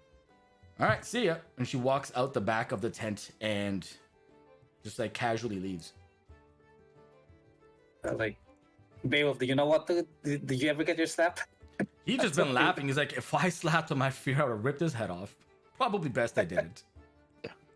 Okay. Would have been funny. You can't lie. Probably update Biff with who the person was and what happened with the conductor. Biff is a little upset that he couldn't have the conductor as a person to use for Youbo's side, like against him, right? But he's like, we have enough evidence. We have enough. What do they call it? First-hand accounts. Witnesses. Yeah, what you need. We have enough witnesses that Youbo should be fine.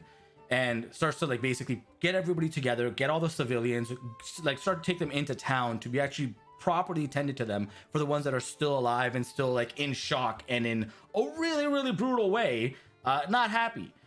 Everybody's going together. Beowulf and his buddies basically walk straight to the tavern. They don't even care. They're actually walking over to Yolster's Inn. They're like, we're sick of this cheap stuff. We deserve better. And they're making their way over to Yolster.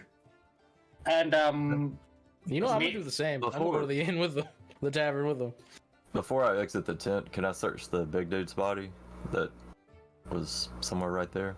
Yeah, you go look over and there's no point in roll for it. He's just a demon that got summoned. He has no pouch or backpack or anything to look for. Even the greatsword, it seems like it's way too damn heavy to even be able to wield or carry or lift. I So noticed even I couldn't pick it up. I don't know. Do we know that when we're tending people to the people that the tent is on fire right now? Like, are we Yeah. aware? Yeah, it's If it's you're visibly outside, on you fire. can see the plume of smoke that is definitely going up into the sky. You I know would that. yell, it's- guys, we should try and save some artifact if we can. all right. I guess I'll go with Kanan. Golda, are you okay And yeah, tending to these people? I mean, they're getting moved anyway, so I'm guessing we're Yeah, free to sure. go. I'm helping and guiding them. If there is any problem, those who are down need to be dragged. So grab whatever you can. All right. Okay, easy enough. You guys are able to take care of that, no problem whatsoever. While you guys are running around inside the tent, give me a constitution check for all the people running through the tent. There is smoke that's heavily filling that space specifically, as it was the closest proximity to the fire and started to spread out to the left. See if you guys are able to get a good cursory glance of what's in this space. Okay. Anybody else who is back there can give me a roll as well, please. Can I try to pick up the demon's greatsword? Sure. You see Cannon trying to do it. You make your way over and you try to lift it up off the ground. No dice. Damn, that must be really fucking heavy. Can't even drag it? Can't even drag it? Nope. How heavy is feel, that thing? You feel like your strength is sufficient. Even Beowulf is curious. He's like, well, this should be interesting. Goes over and tries to do it with one hand cockily. He's like, what the hell? Goes over, grabs it with two hands. He's like, what the actual hell? And he's like, I don't know. Whatever, it's not my problem. Just walks away. He's like, there's something else. enough. There's some other nonsense afoot here. I mean, Okay. there's So already a if he fire can't right lift there. it, surely I can't lift it. Thorfinn, you have the opportunity right now. The other two, you guys are having a hard time being able to see through the smoke. It's burning your eyes. You're coughing a lot up. You don't know exactly if they've been thrown around or fell over or anything. Thorfinn, you're the only person. I noticed. Okay, I noticed like they're not having a good time with the smoke. It's like, oh, I suggest like, hey, I'll deal with this. You guys go and check the office. You can. Like, I tell them that while I try to gather what I can. Go out and start coughing then, to begin with. Okay, Thorfinn. In that time, you start to quickly look around. You drop down low to the floor and are quickly scurrying about. And underneath one of the display tables, it looked like the closest artifact to you fallen over, and you see what looks like a feather. It's a very beautiful, ornate feather, and on the plaque that's right beside it, you can quickly make out, and it says that these types of objects have been known historically to be able to, on a command word, become objects, become creatures, depending on the property and where it resided in the world at the time. And you nab this and you take it with you. You have no idea what it does, but you have this very beautiful, ornate-looking ivory feather in your hand. And you try to go further in, flame starts to get more intense and more enveloping, and you're not able to get much further back, and probably presume it's a good idea to leave. Okay, and that should be a +2, so I roll investigation for extra, like, being thorough. That's all you find. That should be a 9. Yeah. All you find is Okay. that feather. So I'll try to catch up with the guys who are checking the office. Okay, you guys make your way back to there. You open the door, and it's just a shack. Inside, you see there's a mop bucket. There is some other cleaning supplies, and there's nothing else in here. So That's like the magic space is gone now. Yep. Oh, Thank you. actually, that should then also shunt out the things. So you see, I'll say off to the side, you see that there's a pouch, like a collection, like a knapsack almost, and it's really heavy to move. But you look inside, and it's full of coins, completely full of coins. Not exactly sure how much. You probably need to go count it afterwards, but it's kind of like spilled over type of a thing. But that's what you find right by the door. You know what? Yeah, just think. No. I lied to you. I forgot Evelyn walked back there. She would have seen it before you. You find nothing. The door, it leads into a cabinet, into a closet. Yeah, no. I forgot she left before you guys did. Okay. Get you back. I guess just try to be thorough and then go back with the group. You guys are all together. Most of the people have left already. Beowulf's gone. The adventurers are gone. The civilians have been starting to taken further away. Biff is just doing his last little bit roundup and making sure everything is good as the entire tent is burning down. He's making sure that the things inside the main tent area stay dead. So he's sticking around to watch it and keep an eye on it. But that is it. And he's starting to make his way back as well. Hey, Can I go talk to Biff? Sure. He's kind of busy doing his thing. You approach him.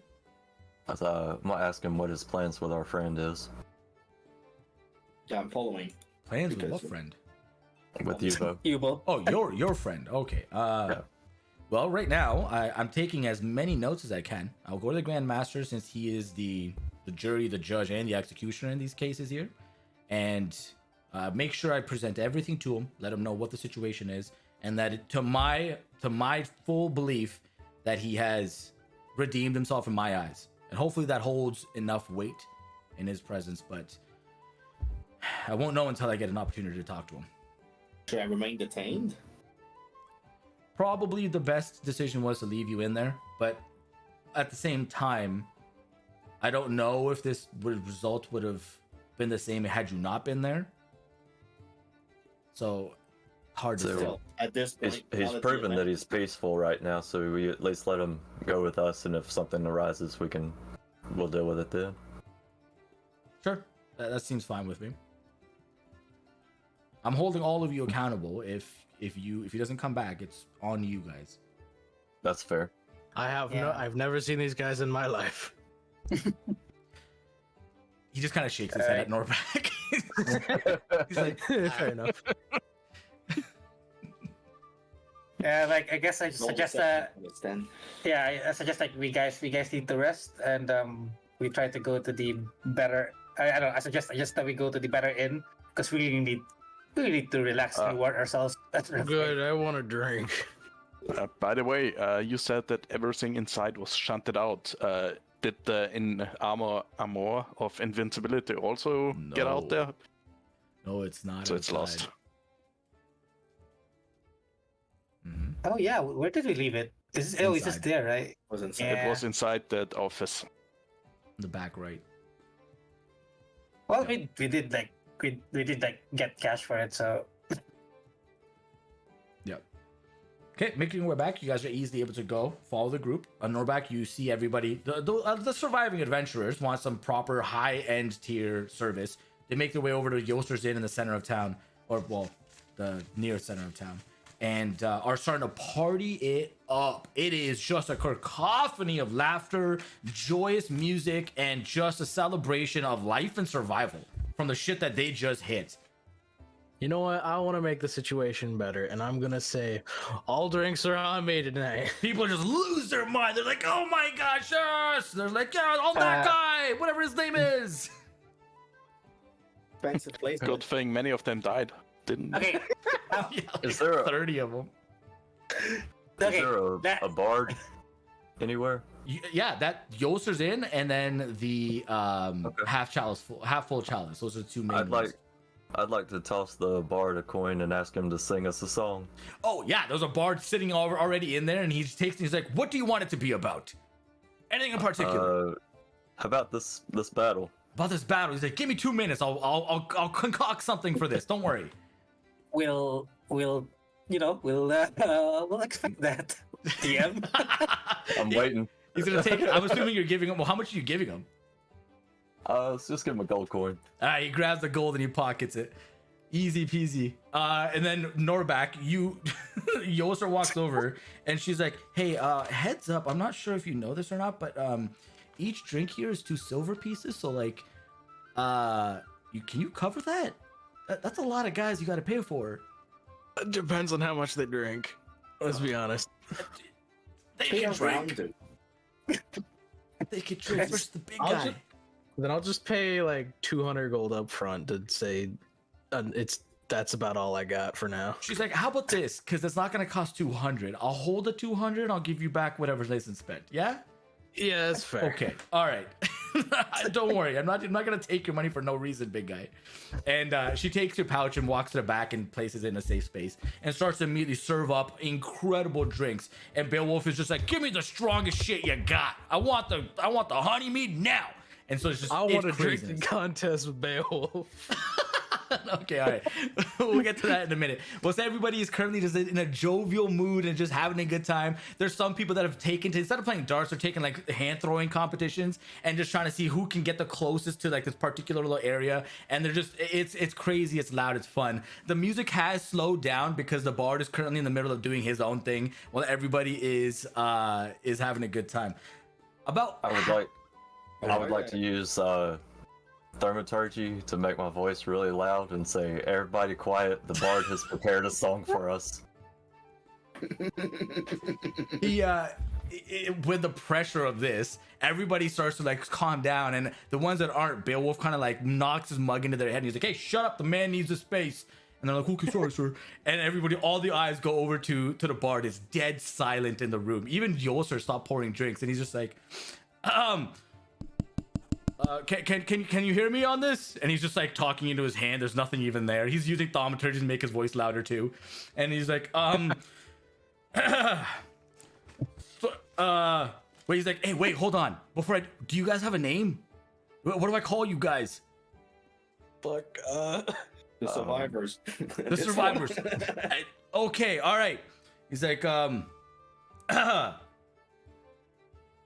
"When the carnival comes to town, you got to make sure you got the survivors. Yeah." And he's like hitting his drums. He's like, "But the survivors sometimes lead you to the bad things. But then they're the saviors. So instead of the survivors, we're gonna call them the saviors. Can I get a hoorah?" And everybody's like, "Hoorah!" He's like, "Yeah!" And he just keeps like clapping, and everyone's clapping, and he's like, "Thank you guys, yay!" He just goes back to doing his own thing. He's like, one for the survivors." We're gonna go ahead and clip that for future. Oh, God damn it. I don't know. yeah, it's perfect. I'm gonna toss him another coin and ask for another song. He's like, that's gonna take a while. Don't worry, but I got you covered. And he like takes it off to the side and starts working on that too. But DM will not be singing that one. That will not be happening. Oh god. Also, just a reminder, I think Thorfinn and Norbak are still half naked. Yes, actually, so is Kanan. I'm pretty need a sure. shirt, so I mean, I have a vest and Kanan like still has a armor. robe on, I guess. You do have normal clothes, so it's just your armor that's really gone. Yeah, that's true. There you go. Okay, damn it. You're welcome to be naked. Listen, don't let me or anybody else take away your nakedness. You're I welcome to was still just be gonna naked. say I don't have any shirt on. It's just my bare chest. Besides that, Yeah, exactly. Yeah, that's Well, fine. don't you have the robe on you? That was the vest. Yeah, you still have that. So you can have Yeah. an open vest if you want. Yeah, that's exactly what I want. You guys are just having unless you guys want to do anything particular or have a conversation with each other, we can basically say that this entire evening is just a debauchery of fun, chaos, and a lot of intermingling between the local women and you guys. Or men. I would Doesn't matter. love to see a drinking competition go on. Oh, that's right. Yeah, we'll get to that too if nobody else wants to do any other specific things. You know, like Thorfinn would like to take advantage of like the silence after the bard singing, and it's like just like aside from the celebrations, just to remember the ones we lost tonight. It's like, yeah, and then drinks to that. Right. Yeah, everybody, they're all warriors. They all understand the danger that adventuring brings with it, right? And so they all have a drink with you as well. And it's at that time that all the wizards, the clerics, part of the adventuring groups walk in simultaneously. They're like, "Oh, we missed it. Damn it! All right, well, we'll help as much as we can." And they start to go around and like help everybody heal up and do their thing and just provide the assistance that they can. And it's like the mood kind of comes down for a minute, but then it goes back up because they're just like, we're drinking in their name and their honor. Yeah, let Odin take them, the Valkyries. Yes, and they're just like going hard and just having another blast all over again, realizing they're probably in Valhalla for having fought to the death in this battle. Any cleric in the bar? What? Any cleric in the bar? Yeah. I There's would definitely a few. go around and talk to them about their life, just understand what their life is like. Okay, there are a few of them that are right beside you, and you learn very quickly, just kind of talking to them one by one, that there is one that specifically worships Odin, and his entire message has been like, live your life to the fullest because you never know if you're gonna die, but don't be afraid of death because it just means you're going to a place that of eternal happiness as long as you lived it to its fullest, right? And you find another person that talks about worshiping another god named Njord, who is the god of wind and water. Another one that worships, and their goal is to help those that go on long voyages to make sure they get to their places safe and intact. Then his friend, who's like, oh yeah, but that's fine and stuff, but like, what about the ones that drown? That's where Ron comes in. He's like, I worship Ron. We make sure that those that drown make it to the afterlife safe. And just kind of like, they're going through and you find the Heimdalls, you find the Lokis. Well, no, you don't find Loki. I'll You find talk to the one who worship the drowning people. I feel that it's appropriate right now that we're drowning our sorrow in because people died. So that's what I'll just be spending my night with them, essentially, just discussing about life and just having fun, essentially, with them. Sure, not a problem. Norbak, you finally get an opportunity with Beowulf alone after everybody's like just like high-fiving and slapping on the back and having a good time with him. Even Biff is in here at one point, like just having a drink, and he's just like, oh, no hard feelings, and like shaking his hand and going about the day. And you finally get a chance with him alone. What do you want to do? I want to challenge him to a drinking competition. He looks at you and says, oh, whoa, are you sure about this?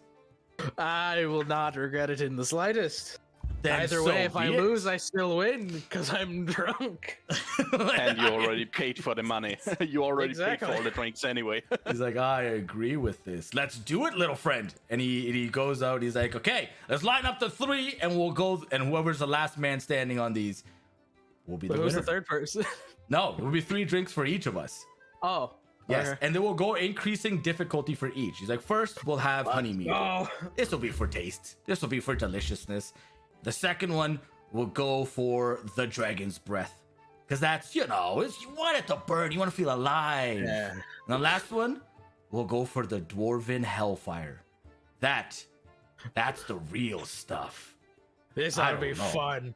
Okay, let's do Waffen it. killer. He goes, all right, on 3. 1, 2, 3. Clinks it and he shoves it down. Make a Constitution check. Not a saving throw, check. So what's the difference? So you just use your modifier and no whatchamacallit, no proficiency bonus. Okay. Nice. You guys chug it down and he's like, this feels great, yeah. Okay, you have advantage on the next one. Thorfinn, you Advantage on watch the next one? as like ethereal hands come up over Norbak's like shoulders and like massaging his shoulders almost, but he doesn't seem to feel it. He kind of like is like doing one of these, but it's not him. It's like the hands. It's this weird mix. And he's like, okay, ready? Let's do it. Clanks it and shrugs it down immediately. So another Constitution Yep, check. this is the next one. Regular 5. You're rolling really well. Oh, damn! He hits and he chugs down, and as he's going, you watch him kind of like lose his step a little, and like his friends are behind him, like kind of grab him. He's really heavy. They reposition him. And I need more advantage. he like puts the mug down. He's like, oh my god, that one took a lot out of me. Like, One more, right, Wolf. I toast Norbak. Good going. One left. He's like, all right, last one. This one, I don't know. Let's try it. Let's go. And he's like lost a little bit of momentum. Clangs. And he's like, let's do it. All right. So he is not in the mood to want to do this last one, but he's willing to do it because you're egging him on. He gets. Oh!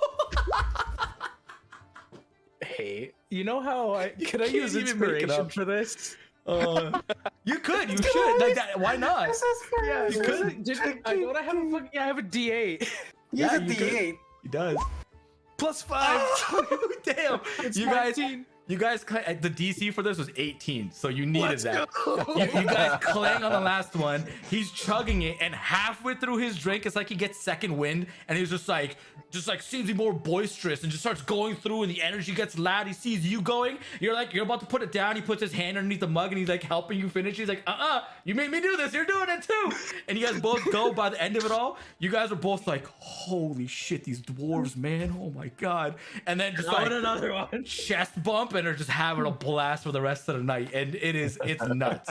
It's a blast. Nicely done. That's one of our best. Oh, it's wild. I'm great at holding my liquor, apparently. All right, well, the rest of the evening, unless otherwise interrupted, goes beautifully well. It is just a cacophony of fun, which is so nice and needed from all the shit that you guys just went through for the last week of getting your asses handed to you at the brink of death non-stop, saving an entire town and a lot of lives along the way. The morning comes, you guys wake up in Yoser's Inn, drunk out of your minds. Or if you weren't drunk, you went back to your free quarters at the Heimdall's Temple and are feeling refreshed, a little groggy, a little bruised, but have your full faculties about you. Norbak, Yoster walks over to you and says, well, your overall expenditure for the night was Please tell me it was more.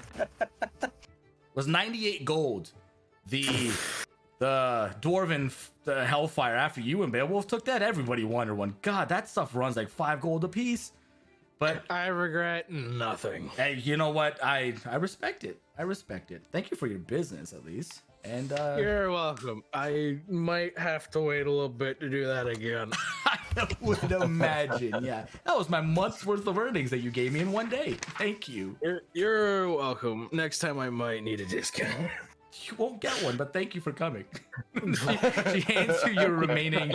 She hands you your remaining 102 gold, and just continues about trying to clean up the vomit, the spillage, and all the food that's been spilt over, the mugs that are thrown around, chairs that are flipped over, and everything. The bar did give you guys another song, but it was nice. People liked it. Could you imagine you rolled a freaking like 12 on that goddamn D100? Nobody remembers the song anyway. Everybody was too drunk, so that's why we didn't hear it. Exactly. Yeah. It was Right. just. It was Over drowned out. hammer. Don't hold it too long. Exactly.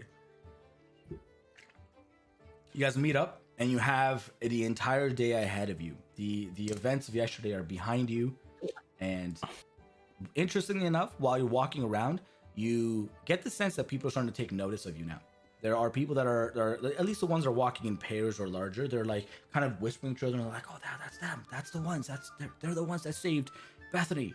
And they're just like kind of having this a hubbub about your presence wherever you guys seem to be going. Cool. Why don't we go to the remains of the tent and see what's going on there? And maybe maybe we can search if we still find something. Okay. You guys make your way over. Easy enough. It's outside of tent or outside of town. The entire tent itself is burned down. People have begun the cleanup process. It's an eyesore on the right beside the palisades. And chairs are being taken away, the ones that are left. Bodies have been placed off to the side, and relatives are there trying to claim the ones that belong to them. And the ones that they aren't finding, they're just kind of putting off to a separate pile. And it's the feeling here is very mellow. It's very reduced. It's a grave scene to be seeing here. But Biff is kind of like doing all of that. He's delegating all of that work. But the tent itself is entirely burnt to the floor. Should we split the 1,000 gold from the armoire at this point, just so we at least, all have our distinct money? Yeah, we can do those 250 each. 1,000 is easy to split. Did you guys get anything else while I was in prison? I think we did. Just need to like do that. Makes sense. Can discuss that later, I guess. I wasn't involved anyway. Thorfinn, I also during the night you were able to spend a little bit of time with that feather you found, and I sent it to you. Oh, okay. Okay, let me guys show you what I found. It's called Qual's Feather Token. It's a rare item that says you can use an action to touch a token in a body of water at least 60 feet in diameter. The token disappears, and a 50-foot long, 20-foot wide boat shaped like a swan takes its place. So yeah, I got like magical boat if you need it. It remains for 24 hours. Magical boat. Did the chalice do anything? Did we identify it, or did we look for it, or nothing? No, nobody gave me information about the chalice. I kind of just figured you guys were because the quail feather isn't an attunement item, so that was something I would have just given the information for. So I just Fair let enough. it out. Yeah, we pretty much just partied and then went to sleep. So if you want me to identify it, then we would have to do it now, or at least today. It's fine, we can't do it another day. There's no rush. Yeah, we have a lot of stuff to do. I want to repair my armor. I think Kanan also has to have his repaired. Maybe we need new armor and stuff and on. Yeah, I also need to buy my buy armor as well, and like potions. Yeah. So now that we killed the big bad guy here, what do we do now? That's a conversation we can do. Well, we now we still need to wait since Biff has to clean up everything and pretty much proclaim Youbo innocent. We can really not just leave without him. So for now, it's pretty much preparation. Yeah. For now, what I would do personally is I would like to go to Biff and ask how much I need to pay, how much would be appropriate for the funeral of the innocent person that I killed accidentally. He says that's been taken care of. Those. Well, can I send some money to the family at least? Just how much would you like to send? 25 gold. I can see that done. And he Alright. reaches out for the pouch to take the money. Yep, I'll do that. And he takes it from you and he puts it into his pocket. He says, "Well, if you do choose to want to go and pay your respects, the family that you're going to be looking for are the Noki family, the Naki family." Okay. Yep. Like the pasta. Okay, I'll go see the pasta family. Yes, Nokhi. He takes 25 gold. He says, "I'll make sure this gets to the right people." All right. I would head to that house essentially at this point. Yeah, sure, no problem. He tells you. I'm where gonna it is. head to the blacksmith. Okay, we can do all of that very quickly. So blacksmith, who else is going to the blacksmith? Anybody else want to? I am. Okay. I am. Yeah. I mean, blacksmith is where the armor is, right? Yes. I just need an open space and cast my bonfire and then start repairing my armor. I guess I do need a bit of scrap, so a few gold pieces. Okay. So your your armor. How far was your armor reduced down? 1. Yeah, that'll cost you nothing. It'll be, I'm just gonna use it as a because it would have been a fifth of the total reduction of your armor. It'll be a fifth. You could just mark down the value for it, a fifth of the material components to fix it. Okay, so if the armor I'm costed checking. 100, it would cost you 20 to fix it. Okay. Yeah, it's 50. Okay, so then a 50 quarter of gold that. is steel armor. Yeah, so we'll say like 12. 10. Oh, sorry, that's 10 because it's a 10. Yeah. Okay, so the three of you guys make your way over to the blacksmith. He is open, and he is currently in the middle of teaching Van Wa how to do a little bit of blacksmithing. Before it was receptionist work and the counter, but in the back he's like, you gotta hold a hammer like this, boy. And they're just both like hammering away at the different blades that they have. And he kind of like says, hold on a second, and like stops you guys at the door, continues doing his work, and eventually makes his way over to you. Says, what will it be today? Damn, I really wish I could learn that blacksmithing, but I guess that's for another day. I need another armor. Mine broke. Extremely specific. I like it. What armor do you need? That was sarcasm, big guy. What was the last one I got? I don't fucking what? I'm not I there, think I can't tell you. He looks at I Van mean, Wa, myself. and he's like, "Do you remember?" He's like, oh, "I think I Was wrote it it down." scale or chain? He's like, Forget. "I think I remember. Let me check." He goes over and he starts looking at it. He's like, "I think he got scale mail." That sounds familiar. Yeah, I think it was scale mail. It was scale mail. Yeah, so he goes off the side and he brings out you scale mail. He says, he's kind of looking at you two expected. He's like, Yeah. Anything else? I'm here. I'm also here for armor. I would like the studded leather armor, but is there a way, or is there something better than this? Like a light armor that's better than the studded leather armor. Do you have anything on you? like, actually, yeah, it's funny, actually. I've been working on one set recently, and I just finished it yesterday. Goes out to the back, brings it to the front, and you can tell that it's got different plating on top of it. Instead of the regular studs, they seem to be different colorations of pinks and blues. Very light in coloration, still metallic and metal, but it is magically imbued. He basically tells you that this is a +1 studded leather armor, so it gives you an extra armor class above what would have been available to you. He says that this one though is a bit pricey. This it goes for a lot. This one sells, yeah, this one's 345 gold. But it will give you more protection if you want it. Huh. Okay. I will get a regular. I will keep that in mind. I will go a regular studded armor for now. But Sure. Yeah. Thank you for letting me Yeah, know. no problem. It might not be here the next time you come, but I mean, something's better than nothing. He tells you it's going to cost you 45. Norback is going to cost you 50. Wait, can you make my armor that shiny? And so unfortunately, I didn't have time to work on another set. I was just working on that one at the time. Okay. Yeah, if you're around and I have it, then I mean, I'll send somebody to try and see if maybe we can get a hold of you. But otherwise, no. Okay. Kanan, what do you want? We'll look at a chain shirt. A chain shirt. Yep. He says, I got those. Got lots of that stuff. 50 gold. Do you have any special ones? No. No. I was just working on the leather. It's a little bit easier to work with. What about breastplates? Breastplates? Yeah. I've got plate armor. I've got the breastplate itself if you want that. Got the whole kit and caboodle.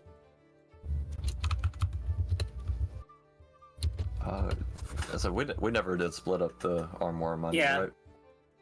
I mean, we did.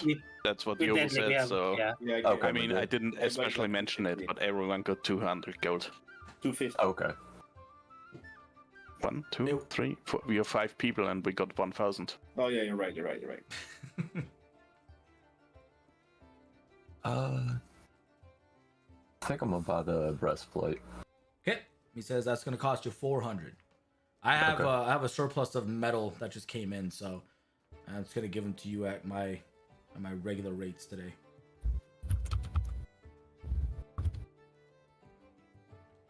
You have 400 gold? Yeah. I had 250 and then an extra Yeah, 200 I have from like the. 500 right now. Giving you guys way too much money, Jesus. Okay, well, We earned he's it. like, here you go. Comes Wait. off the side and gives you the breastplate. God. Wait, how If you much got did the he just stone, spend that's on why you armor? Don't have as much. 100. 400. Oh, for Oh. what? Well, from not selling beer to everybody in the fucking village to begin Hey, with. shut up. Definitely I a can start. tell my phone with Yeah. my money. Yeah, it's definitely a start. No, but what armor did he actually get? I was not You got paying attention. Actually, breastplate.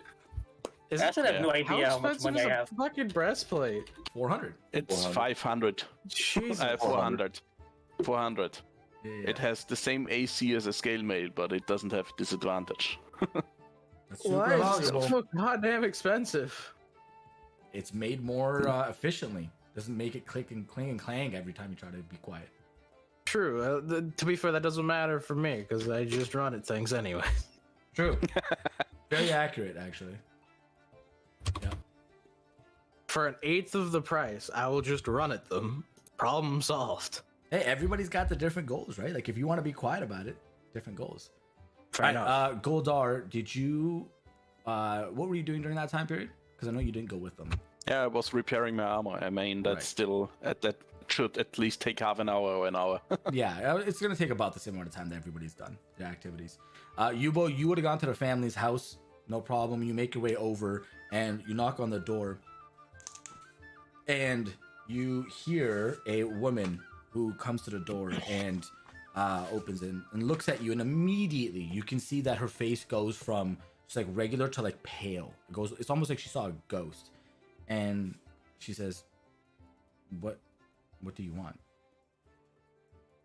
I wanted to apologize.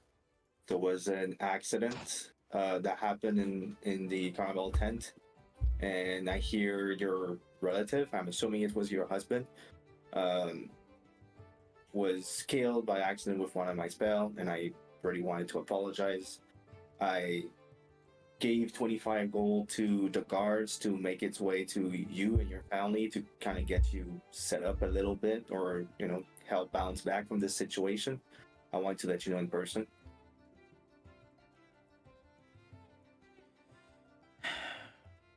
I don't expect forgiveness, just to be clear. I just wanted to be able to let you know and have a chance to, speak your mind if you wanted to say something, or...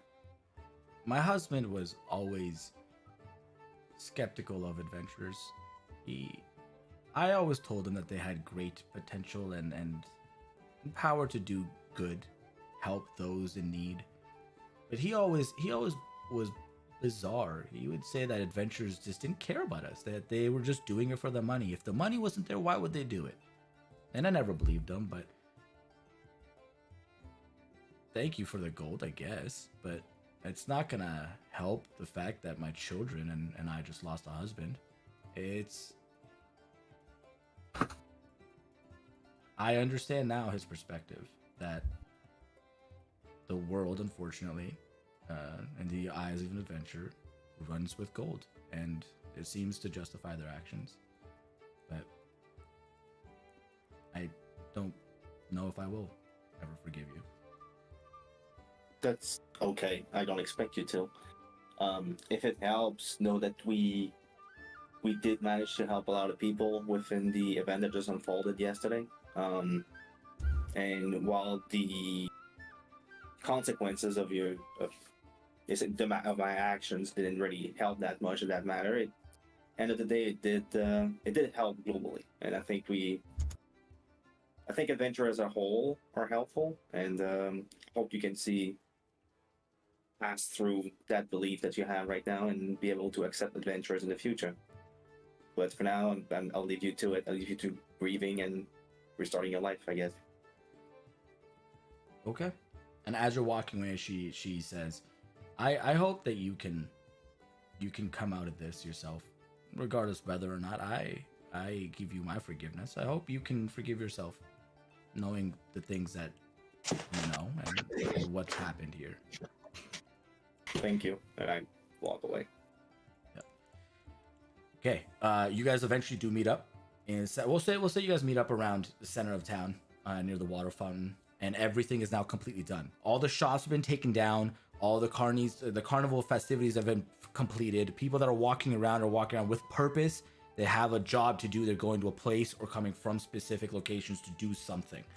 There are a few adventurers that are still roaming around in their little small collective groups. Some full members of 4 and some down to 2, maybe even just one lowly adventurer making their way around. Beowulf is currently just off to the side with this very large, grandiose caravan, and it's filling it up. He's stocking up food, stocking up with chests and different crates, and his other barbarian buddies are basically just together and making sure all this is getting done. And it's two horses that are tied to the front of it. Can I walk up and ask where is you headed? Oh yes, well, good morning, friend. Good to see you're still alive. Oh man, that dwarven ale almost took it out of me. Whew. Yeah, they're really heavy. Those little buddies really know how to do that stuff right. God. Yeah. I give him a wave. He's like, oh, hey. He's like, yeah, that's the thing. He's like, oh man, great people. He's like, well, I mean, we heard about this obsidian tower over to the west, and apparently nobody's been able to successfully complete it. I don't know. Obsidian tower. So you haven't heard about this? I don't hear much of anything. Oh, well, I mean, apparently there's this huge obsidian tower that just like sprung out of the ground about 100 years ago, and no one has been able to successfully complete it. They go in, and whatever happens inside, when they come out, they're teleported out, beaten to shit. I'm talking some guys have like arms ripped off, missing eyes, and deep wounds. None of them are dead, but they're like at the brink of death, and they have no memory of what happened inside. It's crazy. Oh, that sounds like a great time. I am so pumped. We're going there. That's our next stop, and then after that, it's whatever life takes us. I mean, that's one way to live, I guess. Sounds like fun. You gotta make a name for yourself somehow. How else are you gonna do it? So what you're saying is everybody that went into the tower comes out toast? Oh, they're so toasted. Bread, right?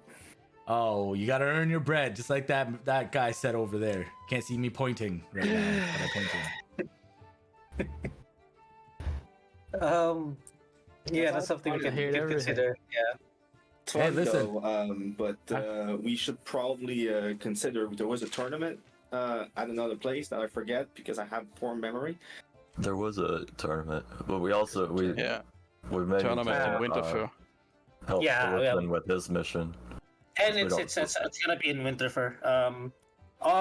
But I do remember that Winterfell is gonna be a city that we're gonna need like money. So if we can garner as much money as we can before we leave. Also, before we leave though, I also suggest that we have an audience with the Grandmaster, so we can like at least like make sense of what just happened. Maybe he has answers, just in case we encounter something in the future. And Something similar. Also at the same time. So yeah, maybe gather as much money as we can, because I think we're gonna need that when we go to Winterfell. So yeah, this is what I suggest. But yeah, the obsidian tower, the obsidian tower sounds interesting. Do we have an idea of the map? I'll have a copy with me at the moment, and it's not in my inventory. Map? You mean the world map? War map, yeah. There you go. You gotta start to rifle through your inventory and able to find your world map. Yeah, I'll show the stream as well.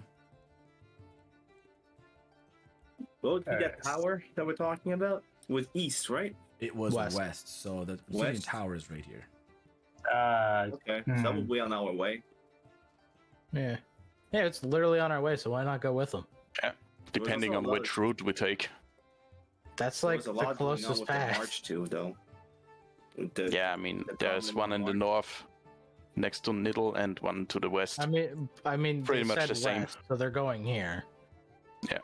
No, there is nothing next to Niddle for obsidian tower. The path is, yes. That's what you meant. Yeah, I said that there is a north path around, with Niddle, and there is a west path to Winterfell. So it's pretty much the same which route we take. Okay. I mean, we might as well stop on the obsidian tower if it's interesting, since it's on the way to Winterfell. Yeah, we can. Man, I can do that. Yeah. I mean, do we want to to ride with these barbarians? I mean, we'd or have to ask by first. ourselves? Well, as I said before, we can't really pack up and leave right now since Youbo isn't really free at the moment. Yeah, I but mean, the we knowledge can of the ask Grandmaster won't when take they're 20 leaving. hours. Yes, that definitely. But since they're packing up, they are probably about to leave. Fair enough. I mean, we just meet them there if they're still there. Fair enough. Makes But we'll try to, you know, we can't leave. Since we can't leave. Where are we at? Where are we at again? Faywin. You're Faywin now. We just like we just need to gather more information, more money. Let's go towards Yes. the Grandmasters to it. Or There still is that that mission that Yeah, Laos the was possessed telling me girl. about with the possessed girl. We could check that out and maybe pull a few more coins out of that. You know, if How- also like skills that we can learn. How long would be how long would we need to go to Winterfell at the slowest? So I guess with a caravan or something. Well, the slowest is walking. Right? That's the cheapest route. Of course, it's free, and it's the slowest. So it'll take you 2 weeks on foot to make that journey. If you had horses, well, I'll go with ascending speed. So if you go with a caravan, which is just slowly drawn with a horse or two, you're looking at about 8-9 days roughly. It's about 75% of the regular initial. And then if you're just on horseback alone, it cuts it down to about 5 days. But you guys would have to purchase horses to do that. Yeah. How much for Meaning horses we to run? actually 75. we need horses to get Oh, that's to not bad. Winterfell before the start of the tournament. Then Yeah. You That's, guys know that the tournament starts on Colwyn, lane first in Colwyn. Right now, you're looking at it's lane 22nd in Lilith. So you have about Speak English, motherfucker. 6 days to go. That's the calendar There system. we go. The calendar system. would you? I provide didn't look more? at it. That's the thing. Well, that's a you problem. You We think should I probably paid resolve attention to our time? things here first, and then we can get to figuring out what we want to do and when we want to get there. I mean, we know we're gonna go to Fairwind, so like to forgot the fucking name of the town, but the other town. So Winterfell. Winterfell. We know we want to get there, but we just don't know when. So let's finish what we have to do here first, and then we can figure out, if it's worth investing in resources to get there early or not. Yeah. yeah, we can at Well, least check where to get something. I may go recon that possessed girl mission or head over in that area and see what's happening. At least maybe that could be some money toward horses for the group. I'm gonna go check that Monster Hunter Guild to see if they have any jobs. Yep. Okay, well, sorry, I interrupted. I want everybody's actions. Yeah. I feel just like say I Kanan, should literally just figure go out- talk to the Grandmaster. Yeah, since Kanan is going for the possessed girl, I probably should go along. Maybe I can do something with detect magic. At least good. take a look at her. Maybe I want- maybe Youbo can ask ask his status with Biff. Maybe go have an audience with the Grandmaster and state his case to him before Biff brings it to him. Am I And muted or then- something? Sorry, I'm pretty sure I said I'm gonna go to the Grandmaster to understand my case, but I don't Yeah, know if I'm I'm- muted. Oh, I go don't. with I'm sorry, I didn't you. hear that. I'm Okay. gonna go towards the Grandmaster as well with Youbo. Okay. All right. So it looks like we have two different groups that are splitting up here. One is going to the possessed girl situation that Laos had given to Kanan. The other is going. Yeah, I guess to the I'll go with Grandmaster. them. Yeah, Grandmaster. Yeah. Okay, so I'll do the Grandmaster situation first, so because it's a little bit more expedited. You two make your way over to the castle. It's extremely familiar to you, as you guys have made your entry through here in the past. opening the extremely large 20-foot tall door heavily, and you make your way inside. It is immaculately clean, beautiful and gaudy to the absolute T. There are 4 pillars in the center that reach up from the ground to the top. 40-foot tall ceilings are entirely made out of ivory. You can see there are small chunks that were in place together over time and then mended together with different materials of beautiful nature, gray veins that run throughout it. In the center is a very long red carpet with gold trimmings off to the edges, and it leads over to a throne chair in which the Grandmaster is currently sitting and doing his own thing. And it looks to be looking through a book and has a conversation off to the side. Although there's nobody standing there, he seems to be talking to the right of, to his right. You guys... God, this phone is so loud. You guys approach him, and he stops talking, looks over and says, well, well, well. Look who it is. Oh, You don't remember. Huh. Well, that's all I right. have a terrible sense of time and memory. Interesting that you seem to be walking through my door right now. What do you possibly want with me? Okay, first of all, I kind of do remember, and we apologize for the last time, for the last thing that that happened between the what you asked for us and what we did. Anyway, we just didn't know what to do. We didn't know what to do with the situation. We were so confused. But now that we have like a better understanding of what this town is and what's been happening, we kind of better understanding, at the same time more confused.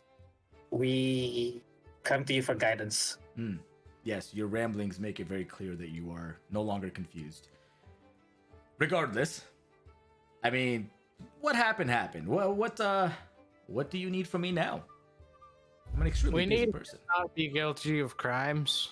Not be guilty of crimes. Did you commit the crime? Okay. Maybe Youbo can explain. I would rather. You speak should for stop myself, me to from be talking. perfectly You really honest, should. than having these idiots talking for me. Yeah. So Wait, what is Farfen's intelligence again? Oh, I don't know. me? I'm 0. So 10. Like Okay, I'm 10. Yeah. I'm. at so, least. hello to begin with. There may have been a a report that came onto your desk or that you may be aware of somebody who killed an innocent person during the caravan. That was me.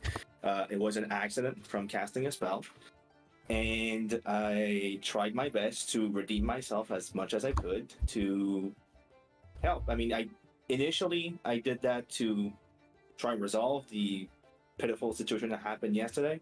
Sadly, didn't yield any good results, but I still tried, and I wanted to kind of understand what would happen with me at this point. So this is why I'm here. Huh. Okay then. He's like, well, I heard about it. I didn't read the reports. And he kind of like points to the right side, and there's a stack of documents. He's like, this is Right. I hear about these things. I don't care to read them. I'm too busy of a person. Well, I mean, sounds like you did kill him, and it sounds like you're just admitting to it. Also sounds like you helped yesterday. And he's like, I think, and before he's in the middle of the sentence to give you his verdict, you hear the door behind you open, and Biff is like, wait! And he's like, rushes in, and he's just like huffing. He's like, hold on! I have information you might want to actually know, Your Highness. And he like hands him his, or Your Greatness, I suppose. He gives him his like large collection of papers that he's just made notes and notes and notes and notes on. He's like, it is my understanding that all the things that just unfolded, they came to me and they gave me the information in advance. I took the actions I thought was necessary, but unfortunate event that he was attacked and one of your followers happened to be in the tent with him. I think it's a freak accident. He's proven to me in the past day and a half that he does not genuinely mean harm. And if he did, I mean, it would have been obvious in that time. And the Grandmaster starts to like rifle through the paper, and he's quietly like thinking to himself, and like he kind of like leans to his right again, And funny enough, Youbo, you with your passive perception, you hear what he says, and he says like, "What do you think? You think this guy's on the straight and narrow, or you think we can use this to our advantage?" And then you don't hear anything back, and he says, I happen to agree with Biff. It's seems on the straight and narrow. Sure. I don't see there's no need to put you in jail. Not yet, at least. And he hands the papers. He hands the papers to you, and he says, "If any guards give you any problems, show them the paperwork. Let them see through it, and let them know that you've been cleared of all charges." Thank you, I appreciate it.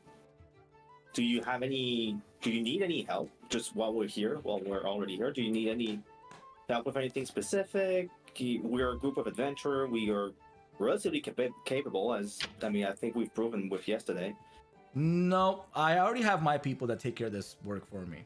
I'm sure you've already met one of them, but she is more than capable of taking care of the small happenings. Perfect. That's all I'd ask anyway, while we're here. Not a problem. He kind of just like goes back to his book, and Biff is like nudging you guys on the arms, like, "It's time to go. Let's go." Okay. You guys make I was kind of when I was like, I kind of wanted to ask, like, you kind of brought this group us together. Would you care to share why? I'm just leaving, by the way. He's by himself. Yeah. I'm just by himself. I'm just curious because I've since meeting the group, like I died. I've experienced like weird things, like meeting gods in the in a half death dream. Are you saying this to him? No. It's like one of my considerations. Like I was kind of like brought here together. It's like, so I just wanted to ask you kind of brought this group together, and he said that you stick. If I remember, you're just looking for people to do something, but Yeah, was there didn't you say it was anything other literally else? random? Yeah, it is random. It's like it's Well, for besides starters, what you told us. I didn't bring you together. Let's be clear about that. I happened to get the lot of you when I reached into the ether, into the dreaming. I happened to pull the 5 of you shitheads to do the task I needed done. Unlucky. It's extremely unlucky, but also lucky because you actually did it. Because before you, the 8 different groups I pulled, they all died miserably. Right? So a little bit of good, a little bit of unfortunate, but you take the good with the bad, whatever. Says, there seems to be, since that time to now, I've understood a little bit to answer your question. There's something weird about the 6 of you, and I don't Wait, there's 6 quite. of us? He's like, sorry. What I meant to say was the 5 of you. Seems to be something bizarre about the 5 of you, and I am hoping to uncover the information as much as you are. That's probably why the 5 of you came together at the same time. Okay. I guess. Give me an insight check. Norback, if you're there too, you can give me an insight check as well. Okay. By the way, so remember, any conversation, if you feel like a person's being a little, bizarre, you can do insight checks to gain more information about their disposition, about any type of facial tics that'll give you a little bit of insight into what's happening. Disadvantage, and that's a +1, so 16. So I'm rubbing my luckstone. How am I so unlucky? You're getting rocked. You dude. should no longer have disadvantage since Oh. you rested. Yes, that is correct. So go ahead and re-roll it. It didn't matter because he rolled Oh, it two doesn't matter. 12s. It doesn't make any difference. Oh, good old Thorfinn. You're yeah, right. typical Thorfinn. Wait, so am I still exhausted? Look, my exhaustion is still is connected to It's gone. the quest. No, Is it gone? it's gone entirely. Yeah, that was for 2 days. I had it initially. We talked about potentially staying till you finish your quest, but then I felt like it was too huge of a disadvantage, so I just took it away. And then we put in what you and I talked about after the fact. My skill checks are bad today. You definitely pick up that he's not. He seems a little skittish about when he mentioned 6 of you, and he doubled back on it. seems to be something weird about him randomly having made the mistake of saying 6. So Okay. Okay. Well, last question. What about the conductor? Like we were a huge part of like trying to bring him down or trying to stop what he was trying to do. Mm-hmm. But is there anything that we should know moving forward? Like, do we have to worry more about him, especially that we kinda found that there might be more of him or whatever he's trying to do? So Like, is like from you, like for example, like, do you have any anything that you can add to the information that we cannot know? Because like, for example, like the word simulacrum, which we have no idea. Like, what about?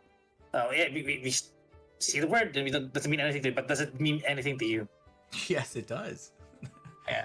that is not a word you just throw around like it's regular happenings of a day. The type of people that can do that level of magic are very, very powerful. I mean, to the degree they weave fate at the flick of their hand. Are you sure that's what you found out? what was the conductor's name again? He had a funny last name. It Yeah, was Chester something. Isaac Chester? Chester? Yeah. You see him like lean back, and he kind of like puts his arm up. He's like, I know an Isaac Chester, but I haven't seen him for a very long time. We're talking 10, 15 years. And I remember he said there was, what, 3 of them? Three? Hold on, Oh. that can't be possible. The Isaac Chester that I know is one of the worst learned scholars I've ever met in my life. The type of dummy that couldn't retain information if he was forced to read the same passage 10 times. I mean, all I know is before he, like, melted into, like, dust or snow or something, it said there were more of them. Well, if he truly casted a simulacrum spell, then yes, there would be a minimum of 1 more. If not another, who knows? Because each copy of him can technically do 1 up to a certain point. Like, well, my suggestion for that would be, Isaac has always been extremely malleable. Let's just say he was an apprentice of mine. I'm also a magically capable person, and I had him as an apprentice some time ago. And he left. He said he learned everything he wanted to learn. He wanted to travel the world and see what else it had to offer. And I bid him farewell. And that was the end. But he was very malleable. If I needed something done and I really wanted it, it would take no effort to actually achieve it. Take that as information, perhaps. Maybe if you encounter him again, know that you can bend him to your will fairly easily. Okay. I guess that's it. Thank you. That's it for me. All right. Marback, What? Huh? do you have anything to ask or something? Maybe What? you should. Yeah, let's go. I'm just drag him and like go back to the group. He's distracted I'm by the just- shininess around. Yeah, basically, it's just like, what? Touche. Yeah, you guys are led outside. Well, not really. He stays there, and you guys walk out, and the door shuts behind you on its own. And you guys can have a small little conversation with Biff.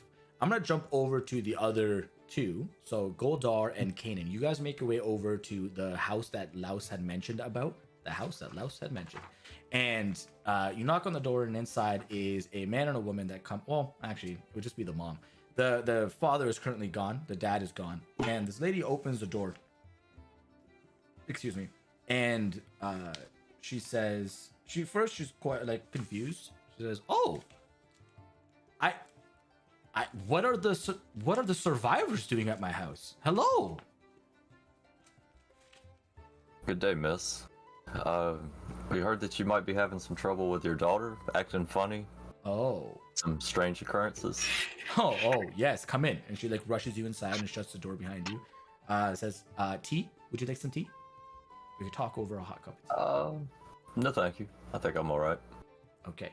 She takes you over to the kitchen table, sits down. It's a fairly modest home. It's nothing large, nothing lavish. It's all wooden interior. The carpets are fairly like just handmade, weaved in together objects. There's no pictures on the walls, that type of stuff. She sits you down in the kitchen together, and she says, well, some time ago, about 3 months or something, give or take, me, my husband, and my daughter, we were all out, and we went on a trip, and just to have a picnic, family things. When we came back, she was not off immediately, but started to behave bizarre after a little bit. Started not wanting to talk to us, broke all her friendships with anyone, wouldn't leave the house. We could hear her walking around at all hours of the night, and when we would ask her, she wouldn't have any memory of it, or would just lying to us. We're not sure. And everyone we've taken her to is perfectly saying that she's fine. She's just a kid things. Maybe she's just regressing, but I still get the feeling, it's a motherly instinct that something's not right.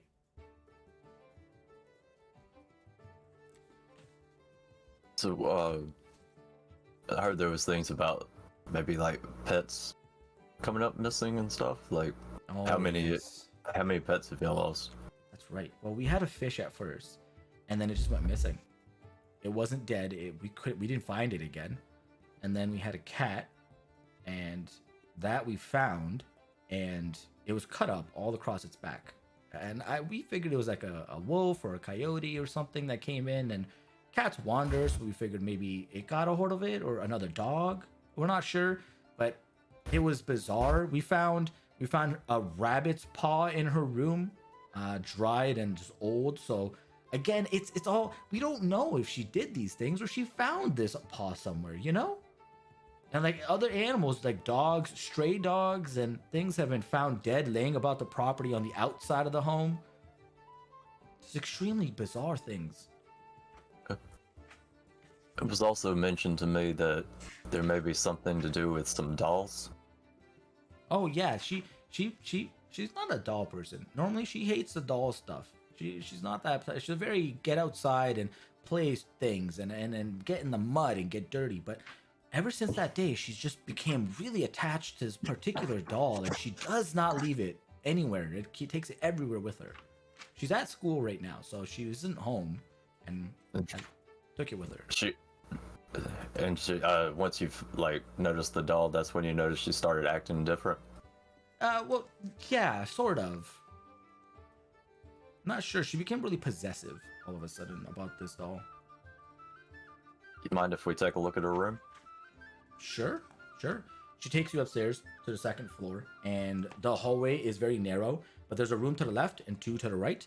The first one is, they're all closed, but she opens the door to the room immediately to the left, and inside of it is about a 15 by 10 room. It's not very large, but in the corner is a small bed. There's a large window in the room that faces to the outside of the house, to the westward direction of the home.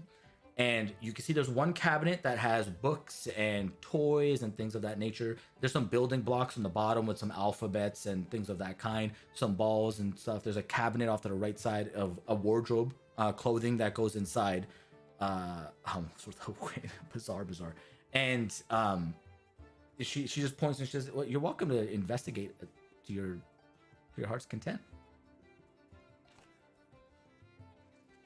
I guess do like a investigation check, see if. Yeah, I will first cast my detect magic and take a look around. Maybe there are some clues or some hints, and then we should investigate. Okay. Give me an investigation roll, Kanan, and then Goldar, you're just doing the detect magic, right? Yes. Okay. All right. Wait for the investigation roll here. 10 minutes for the ritual, right? Well, he's not doing it as a ritual, are you? No, not right now, since today we will probably not be fighting. Okay. You guys work together and start to scan the room fairly thoroughly. It takes the better part of like 5 minutes almost. She seems to get a little bit more antsy, but your search does yield you a small little stone. It looks like a skipping stone that you would throw into a lake, and on it seems to be a carved symbol of sorts. Doesn't really mean anything to you, but Goldar, you immediately get a very strong sense of magical properties that are coming off of it. It seems to be transmutation to a degree. Not very potent, but definitely has that attached to it. Right, I point out that stone, since that's pretty much all we found. I just take a look outside of the window too, in case something is on the yard. And, well, let's make our way downstairs again, and let me try and identify that stuff. Are you tossing it outside, or are you just looking outside the window? No, I'm just looking outside since you mentioned that carcasses appeared in the backyard and so on. Yeah. In case something is out there too. Taking a look outside the window, Kanan, with your passive perception of 14, you would see that on the neighboring house, the one that's right across the window, there's about a 6-foot gap between this wall and their building. On that side of the wall, there are scrape marks that are not full drags from the stop to the end. They seem to be like what a panther would do if it was to climb a wall. They seem to like go in on multiple different areas and then vanish halfway through the wall. It's almost about head level with the window that you guys are looking out of. You kind of look over Goldar's shoulder as well, and the two of you together see that. You can also see that those same claw marks are right on the edge of the window to this room on the outside, though. So on this house and the opposite, or what was it? So the opposite wall has multiples, as if something climbed it, right? Indented, pulled out, and then imprinted and did that. And then on your wall, just looking below at the windowsill on the outside of the window, are what like the same impressions, but both like this, as if somebody was looking inside from the outside.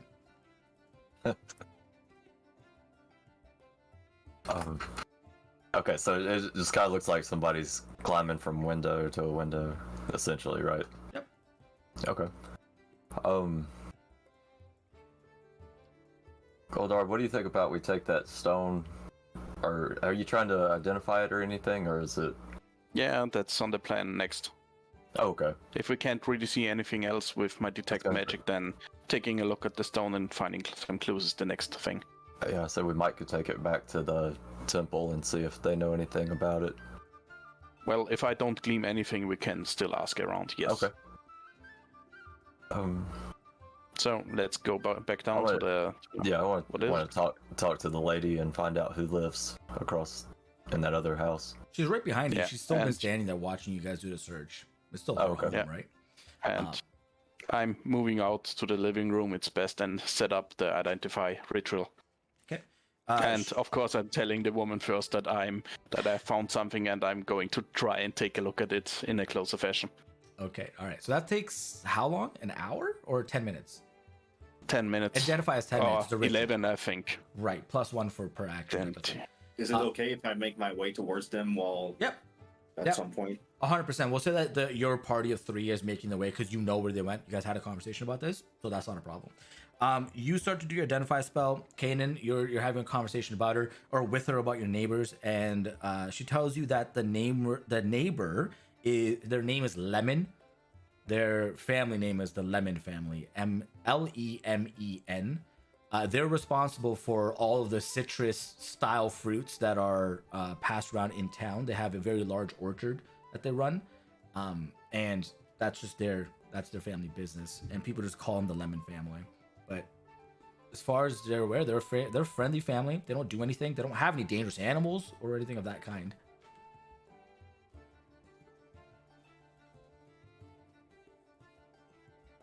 Okay, I may walk across and see if the Lemon family's there. They're not. Knock on the door, nobody answers. No.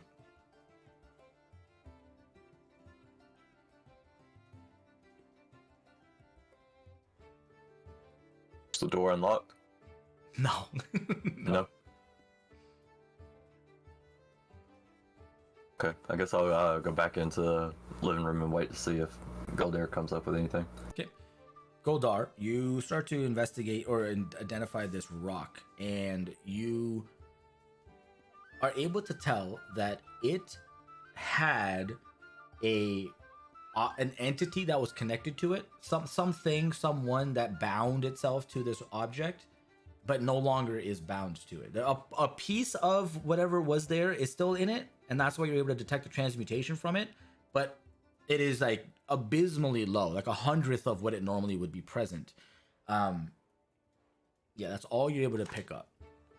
So just some residue of Yeah. being that was sealed inside or something. Somebody that was somehow connected or bound to this object, connected to it in some fashion, but it's like the remnants of their presence there. Yes. Well. Best thing is, It's at that point that the door, you hear a knocking, and you hear 3 people talking outside, and the wife goes out and lets in 3 more people. So Youbo, Norbak, and Thorfinn, you guys are together at this house as well. I'll let the What are we guys know doing here? I'm now free, just so you know. Everybody's on the same page. good to hear. We were starting our investigation here, and I detected a magic stone, and I want to take a closer look, and I pretty much just found that it still has some magic residues, so we should take a closer look. Maybe someone at the church can also take a look, since they pretty much gave us this quest. I don't want to tell in front of the wife that there was probably something connected that may have possessed her daughter. Just not to upset her. I'm wondering if the whatever was with that stone transferred to that doll. So maybe we could have Thorfinn maybe try to pickpocket the doll when the girl's on the way home from school, and we can get that to the temple as well to see if We can either steal it or I can forcefully take it from a child. No. I think pickpocketing would be really hard. So But you guys for have now, found we that should girl. excuse So what if I our- just pick up the child and we go to the temple? Commit kidnapping, yeah! Yeah! Yeah, we just, for we just now got we away should- with With that, we just got For now away we with should- manslaughter, and we do not want to add any more to our. Hey, I'm I feeling just got lucky. out of jail, guys. Relax. I'd like not to go back instantly. So you guys haven't met the girl yet. No, she's at school. Okay. Okay, so what Well- did Cannon find?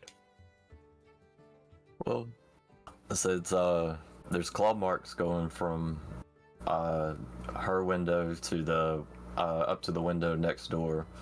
There's Okay, nobody let's go in there that house. right at the moment. We might could pick the lock and investigate there. How Let's go in that much house. time is it before school lets out? You guys are still like pre-noon. This is like 10:30, Okay. and you know you guys have been to school, so it's like the better part of the day is still left.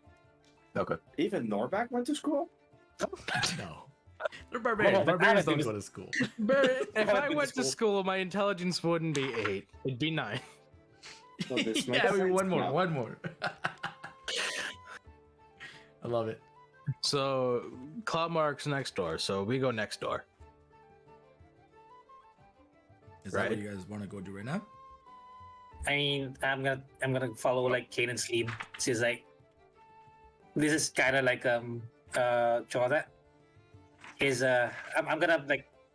So what do I have to do, Kanan? Because like this is your point. Wait, you said Oh. you said the window next door. How high is the window off the ground? That one's 15 feet off the ground. Jesus. Throw a gnome or a dwarf there. Like, I'm sure you can throw gold there to reach the I could probably throw Thor.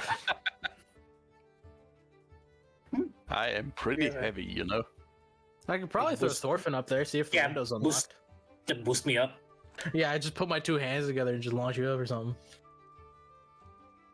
I think maybe we just pick the lock and see if we can go in without. You guys causing could a try the racket. door. Thorfinn, do you want to try me throwing you up to a window? Let me try the door first. Okay. Is there a back door to that house, or? Is there a 'Cause back door? I'm not too keen. I'm not too keen on being like in the front door and trying to unlock the door. Like it's just a little bit suspicious. I don't know. That's true. You know what? I want to do a perception check around the backyard. Maybe it's not in the house. Maybe around the house. Okay, yeah, go for it. Yeah, I'll help you check, see if there's anything there. And for Okay. now, we should tell the mother that we picked up some clues and we are gonna continue investigating to put her at ease that at least something is being done.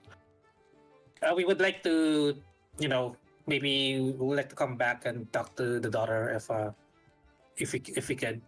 It's like we'd like to know more. Of course. I mean, you guys, you're the survivors. You're welcome to come back. And as we walk out, like, guys, we really need to think about a name.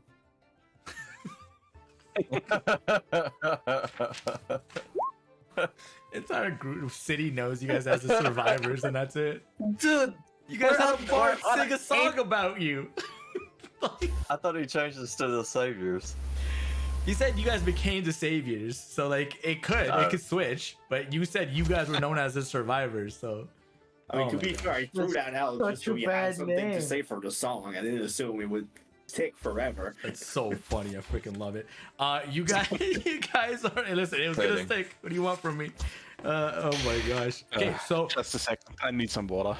sure, you guys are walking around and doing a perimeter check and everything, and making your way around this building for the first time. Thorfinn, actively looking.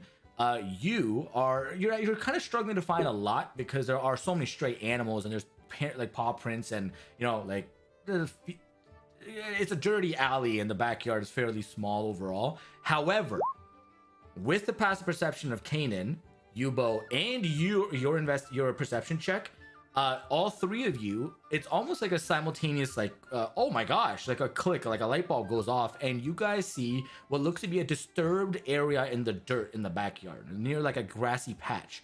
It's actually more grass seems to be growing out of that, more luscious than anything else, and it's a disturbed area. You in the distance also see there's another one at the corner of the building to the east side of it as well. And quickly going over and kicking the dirt underneath it, you can see a large collection of animals that have been killed and buried here. A lot of them. We're talking like 4 to 8, somewhere in there. Go to the section, that little spot in the ground there, same thing. You kicked around the dirt, you can see there's a lot of dead animals that have rotted away. Probably what's filling the growth of this grass in this section. Both things. What types of animals and what's it like?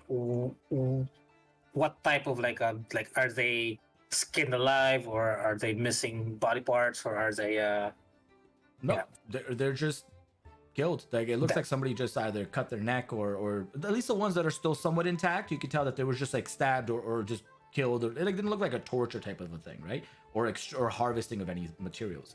But they look like it's a scattering of rabbits, squirrels, dogs, cats, like your regular city type of critters that you would find around. But both holes are full of these creatures. I would like to do an investigation and search around for things other than dead animals. And that would be a +3, so I'd roll 8. I don't know why you rolled. I don't know what you're looking for. Anything other than dead animals, like for example, like artifacts or like No. stuff with. Why weird, would there be artifacts Yeah, here? you find nothing of I don't know. nature. No, Yeah. you It's usually like It's a just random house. usually just tell me what it is that you're interested in doing, and I'll tell you if it makes any sense to roll or not. I'll tell you what roll also is appropriate.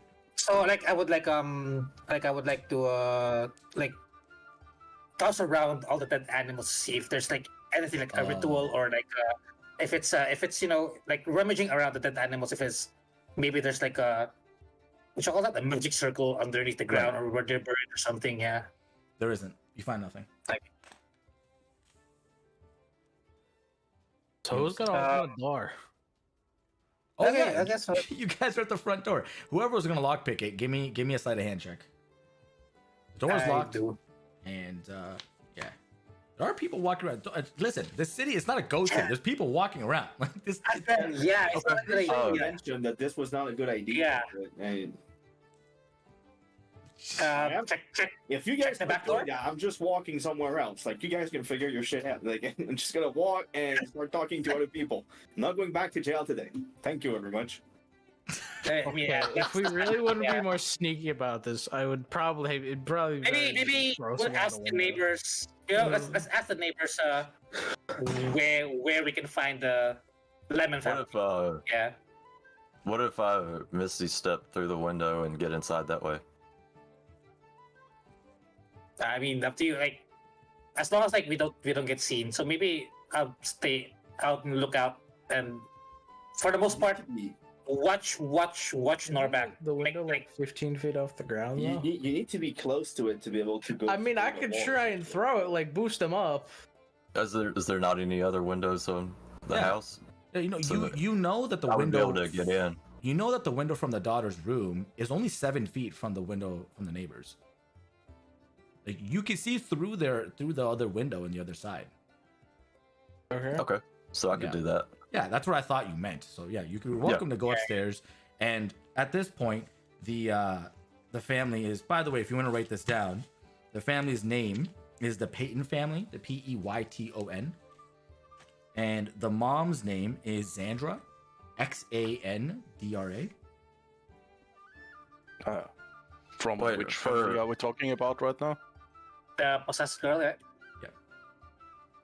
Well, we already got that name. I thought they were Mua and Brahm. Yeah. Oh, that's right. That's right. I already given you their family name. I thought that was somebody else for some reason in my notes. I didn't write that down right. That's fine. There It you is go, I was Mua and muted. Brahm. Wait, I don't think you ever gave the daughter's name though. Let's make her name Xandra then. Okay. With an X or a Z, Xandra. Sandra.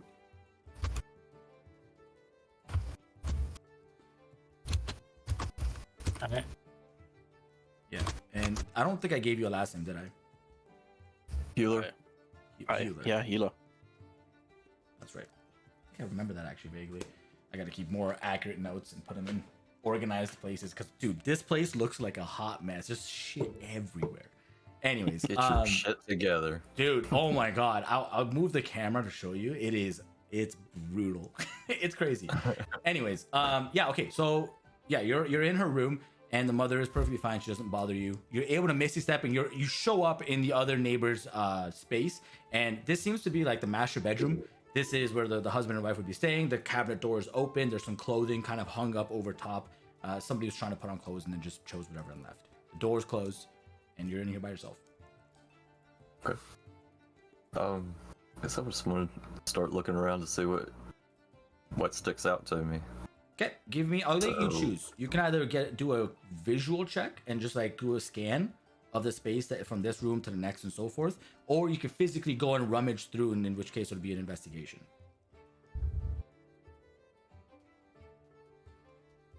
Let's do the visual first, just to Okay. make sure I'm alone.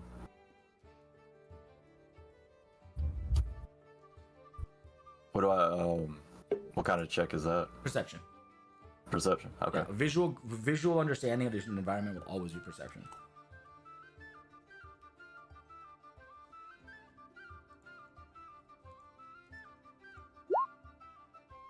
Cool. Damn, nice. Damn. You learn that it's a bedroom, and the door is shut, Fun fact: you're alone. and you are alone in the house. There's nobody in there. Okay. Well, then I guess I'll do the. So no claw marks inside the room or anything. Absolutely nothing. Okay, so I guess I'll do my investigation. Follow up with that. Okay. So you're gonna thoroughly go and start rummaging through, and you also find nothing. Pointless. It is a bedroom. It is in fact a bedroom with a bed and a ceiling. Yep, pretty much. Okay. Yeah, at this point it pretty much just looks like whatever creature that was climbing up on one window and then jumping over to the daughter's possessed window and climbed up the rest. Okay. There's no like. Well, no, that wouldn't matter. Okay, I guess that did nothing for us. I guess I'll climb out the window and. I'm guessing I'm in the bedroom. could have Can opened the you door. unlock the door. Hold on. Kaden, what are you doing? You're getting out the window? Or I'm unlocking the window first, just to. Okay, you're 15 feet off the floor. The window's open. Okay. I'm gonna take damage if I jump out of that, right? Certainly Or what are. if I can like try and hang on to the edge and slowly drop down? One way to find out. I mean, I could try and catch him, but like, you should open the fucking door. Okay, I'll go farther in the house. Sure. And I'm gonna tell the guys out the window. Is there a back door? There is not. No. No, just the front. Okay. Yeah, you make your way into the hallway, and this one has all 3 rooms are clustered around the end of the hallway. There's like a small linen closet that is beside the door right directly ahead of you.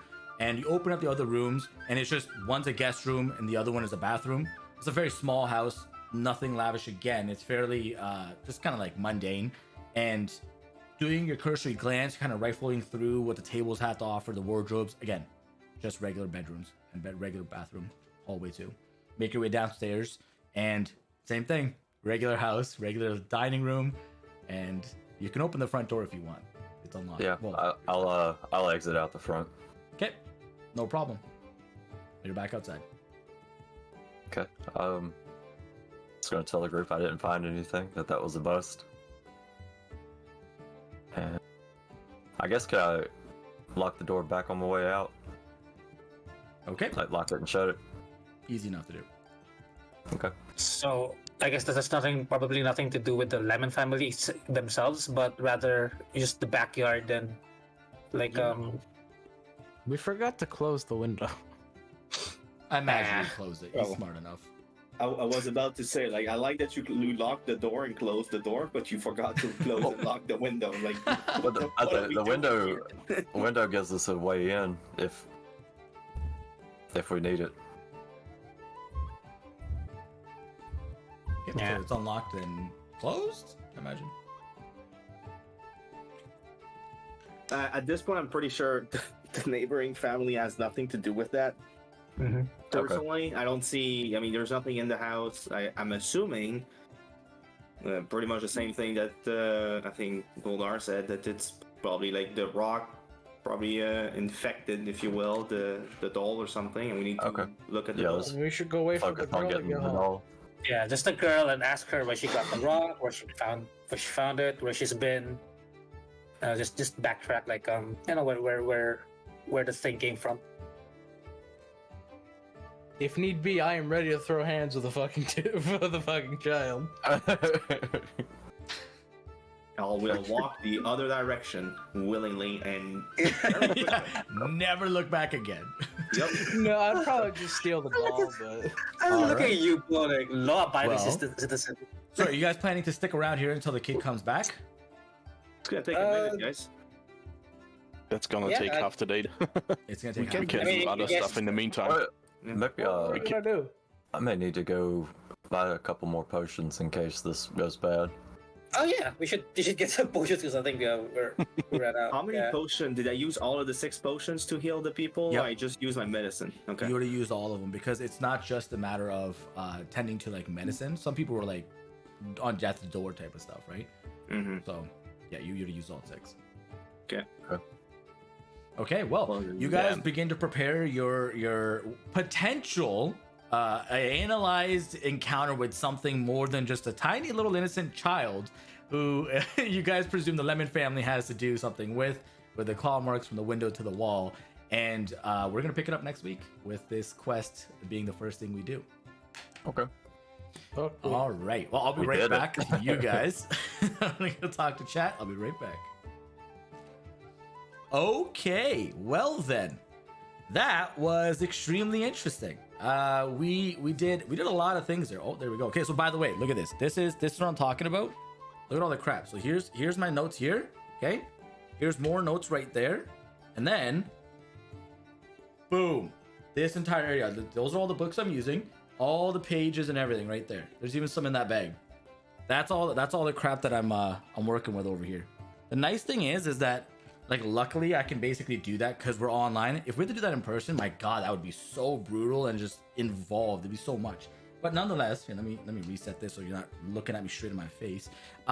If you guys enjoyed that, again, right? This is going to also be on YouTube. Then go take a look at some of the other episodes. But stick around. We got a lot more to come. and we are going to shut it down here. I think I'm going to end up looking for a few sponsors for these for the coming weeks ahead. I'm not sure where or how, but I'll find them. It's not a big deal. Well, anyways, thank you guys. I hope you guys have a lovely weekend. I'll catch you guys on Monday. See ya.